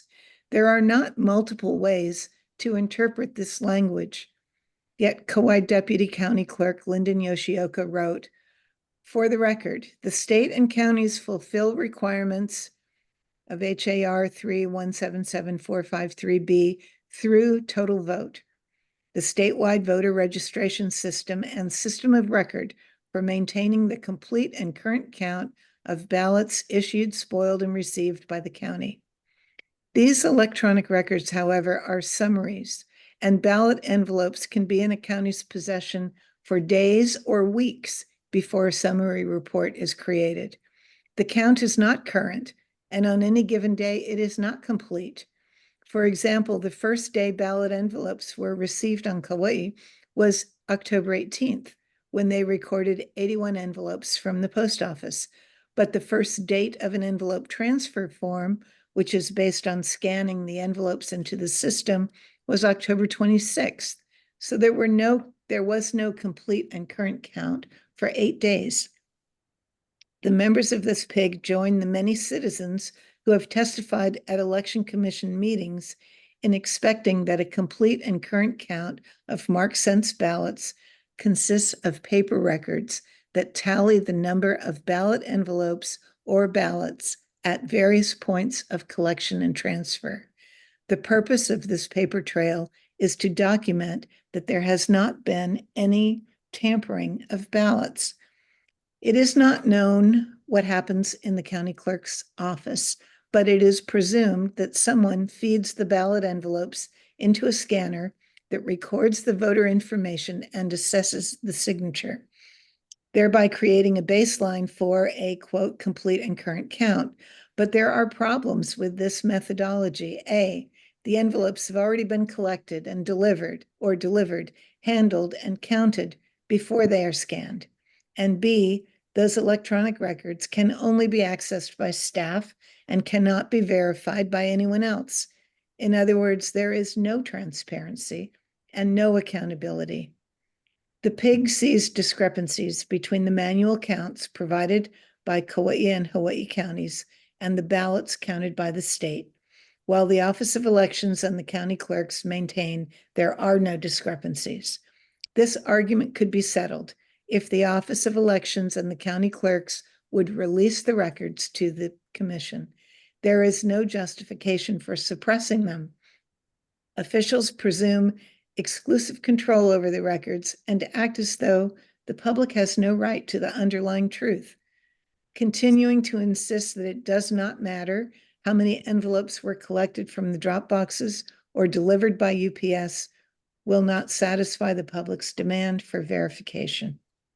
Thank you, Commissioner Kam. I'll continue with our finding number 4. The PIG investigation concluded that the chief election officer did not certify the 2024 general election results in accordance with the requirements of HRS 11-155. Despite the requirements of HRS 11-155, certification of results of election, the chief election officer certified the 2024 election results without reconciling the documented discrepancies in ballot counts between the counties and the state, without producing a paper trail, and without making the overage-underage report available for public inspection in a timely manner. Ralph Cushney challenged the Kauai election results in a case filed at the Hawaii Supreme Court on November 25th. On that same day, Scott Nagel certified the election. On December 2nd, before the case was even heard, the Kauai County Clerk certified the County Council election and administered oaths of office at an inauguration ceremony. On December 18th, the County Council met and conducted business and it was not until December 20 that the Supreme Court dismissed the case. When questions about certifying the election before the expiration time for bringing an election contest, the county clerk wrote that the council member certificates were withheld until after the judgment on December 20th. That seems a moot point, considering that the council was sworn in, attending meetings, and conducting business. Significantly, it was not until March 17th, months after the election had been certified, that the chief election officer admitted in writing to the Elections Commission that Maui County had failed to produce the required records documenting ballot collections and transfers. This admission demonstrates that the certification of the election was completed without knowledge of whether Maui County's statutory documentation requirements had been met, in direct conflict, again, with the reconciliation process mandated by HRS 11-155. And our finding is number 5, the Elections Commission and the Deputy Attorney General's Office suppressed complaints and evidence of malfeasance. The PIG investigation has documented a pattern of suppression of complaints, denial of evidence, access to evidence, and obstruction of oversight by the Office of Elections, the Attorney General's Office assigned to the Office of Elections, and the Attorney General's Office assigned to the Elections Commission. Records reviewed by the PIG show that the Deputy AG's office consistently advises against transparency by issuing legal opinions that restrict public access to key election records. Notably, the DAG's office has authorized and defended the redaction of email communication among the chair of the Elections Commission, Chief Election Officer Scott Nagle, and among the staff of the Office of Elections. These redactions have been claimed under attorney-client privilege, even though it is the Elections Commission, not the chair, that is the client. This interpretation has been repeatedly used to shield discussions and decision-making from both commissioners and the public.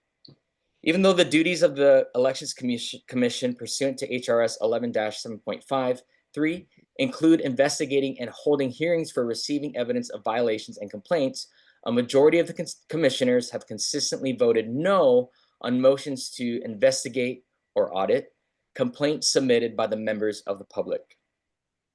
Despite repeated public requests for investigation, numerous complaints have been left unresolved. The formation of this PIG was long overdue, and we are grateful for the opportunity to conduct this investigation.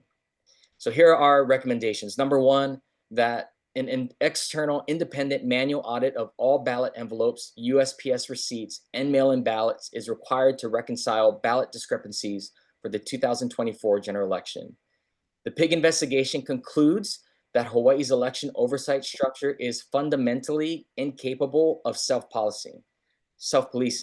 We recommend an external audit be conducted by an independent non-government body to the same standards as apply to financial institutions.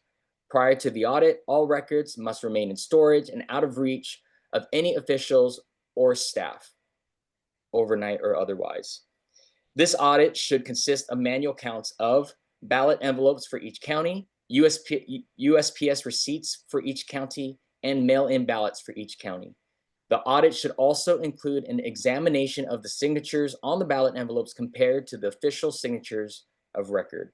And Commissioner Cam, I'll have you do number 2 for us. Okay. Number 2 is return to in-person voting on paper ballots on Election Day.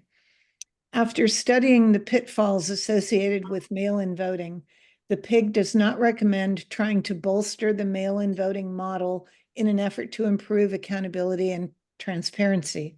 Modifying the system will require trial and error that will take years to accomplish. Rather, the PIG recommends that the state of Hawaii return to in-person voting with paper ballots on Election Day for the following reasons. Mail-in voting was supposed to be conducted only by Kauai County in 2020 as a trial, but due to COVID, it was expanded to the entire state. As an experiment, it has failed because the elections are unverifiable. The laws that were designed to secure the validity and reliability of mail-in voting have been routinely ignored or reinterpreted rather than followed to the letter. One of the arguments in favor of mail-in voting was that it would increase participation but that has not been the case. These are the statistics from the Office of Elections. In 2016, 34% of registered voters, 2018, 38%, 2020, 51%, 2022, 39%, 2024, 32%. With the exception of 2020, when we were in lockdown, there was no significant difference in participation between in-person voting and mail-in voting. Returning to in-person voting on election day will eliminate the need for staff to collect from the drop boxes and to man the voter service center. Returning to in-person voting does away with relying on USPS to deliver the bulk of the envelopes. As was noted above in the section about the County of Hawaii, USPS has sometimes failed to produce receipts for return mail delivered. When people vote in person, their signatures are verified on the spot, eliminating the need to scan ballot envelopes and rely on computer algorithms. Signature verification has proven to be a time-consuming bottleneck on election day, delaying the election results until the following day. When people vote in person, transparency is assured because observers watch ballots counted and recorded at the precincts and delivered to the counting center, where irregularities can be addressed on the spot using the voter verifiable paper audit trail. Election Day is already a state holiday that entitles citizens to vote in person. Thank you, Commissioner Kim. Our third recommendation is to terminate the employment of Chief Elections Officer Scott Nago. The PIG refers to HRS 19-3 election frauds. The Chief Election Officer fails, neglects, or refuses to adhere to the law. Chief Election Officer does not comply with statutes and administrative rules for election reporting. His defense of missing records, non-standard procedures, and local variation in maintaining paper logs indicates a tolerance for deviating from the law. His posture raises serious concerns as the law has clearly mandated procedures. The PIG refers to HRS 11-98, forms and materials used in elections. Chief Elections Officer Scott Nago has asserted that the forms used to track the ballots are electronic as opposed to physical verifiable forms. He also admits that in terms of the documentation or of transfer, each county does it their own way. Rather than enforcing a standardized verifiable paper trail, Nago tolerates and even defends a patchwork of different practices, including no record keeping at all. The PIG refers to HRS 11-155, certification of results of election. As outlined above in section 4, Mr. Nago certified that the election, while the results of the election were being challenged in the Hawaii Supreme Court. Several months later, he also admitted that Maui County had failed to produce the required records documenting ballot collection and transfers. The PIG refers to HRS 11-2, Chief Election Officer duties. As the head of the mail-in voting system, Nago has created a culture of us versus them, officials versus public, that is also manifested at the county level.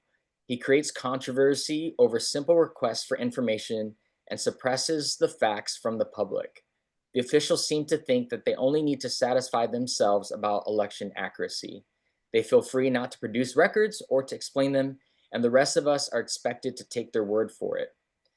Therefore, the PIG recommends that the Elections Commission recruit a new Chief Elections Officer who would enthusiastically rebuild the Office of Elections to serve the public and restore its trust. And I like to also, as we did with the other PIG, offer time for closing remarks from the other commissioners on the PIG. You can read the statement and we'll discuss it at the next meeting. They're not discussing, Chair, just like you did with the other PIG, they're just giving closing remarks. Does Closing Commissioner remarks are entry remarks at the next meeting. You're asked to read this. Did you have any more to read? No, but Then that's clarify it. for me, because at the last meeting, you allowed the other PIG to give closing remarks. All three of them gave closing remarks on their report that we're, as a PIG, submitting our report, and that should be included in our report, our closing remarks. I don't You're think asked to read it. out You of made order. plenty of remarks during this. But Go ahead, Dylan. What do you have to say? I'm yielding the floor to my fellow pig members so that they can make closing remarks. Okay, 3 minutes each, please. Yes, yes, Chair, I'd like to start. So Okay. I'd like to just discuss a few items that were not included in the pig report, but the public should know. No, that we're receiving the pig report, period. Commentary on the pig report is welcome. Additional items are This is not. closing remarks, Chair. Additional in the items office are of not elec- accepted. If you add additional items, I'm going to cut you off. The chair in the Office of Elections refused to answer the questions that we asked while conducting our investigation. Was that in the written report? That was in the written report. Thank you. Any other additional comments? Dylan, did you have some? I'm making additional comments. I just told you. You're adding to the report. Ralph, you're out of order. Dylan, you had some Explain what we commentary? can say right now, Chair. Explain it. You're adding to the report. It's already entered in the report. That's enough. We're receiving the report. Dylan, did you have some commentary? So what commentary are you? Ralph, you're out of order. Dylan. I was yielding the floor to Commissioner Cam and Commissioner Cushney for closing remarks. Lindsey Cam. I'll pass. Thank you. Chair, I got a point of order. Yes, what rule am I not following? On item 3, discussion and decision making, you limited us to voting and discussing one item. That's for the next meeting on this I'm report. not talking item number Item 3 3, here. item 3. We're done with item 3. We're on No, item 4. We're there's- receiving the report. We You're can discuss it and obstructing decide the at the next agenda. meeting. You're obstructing the agenda. It says discussion and The decision commissioner making. has a motion. I You're think you have to limiting it. Discussion and decision making on item 3. We're on item 4. We did not finish We're receiving item the 3. report. We'll discuss it and decide at the next meeting. We did Because not of all the finish. agenda items, including the complaints that need to be considered by the commission, I would suggest we have monthly meetings on the last Wednesday of each month from now until we decide to change that. So the next meeting is the last Wednesday of September, and that'll be September 24th at 10 o'clock when we'll further discuss this report. Chair, can I? Point of order, Chair. We're not done with item 3.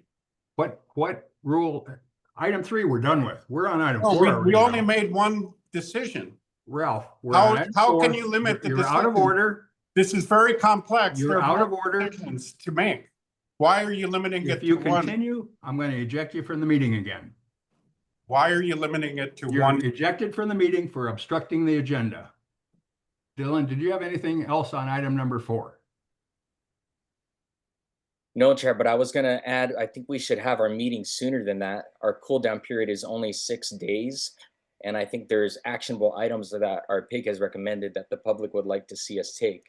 So I'm with that, I'd like to giving request that we- about 30-day notice, more than 6, so that we will be discussing and deciding on item number 4, your report that we just received.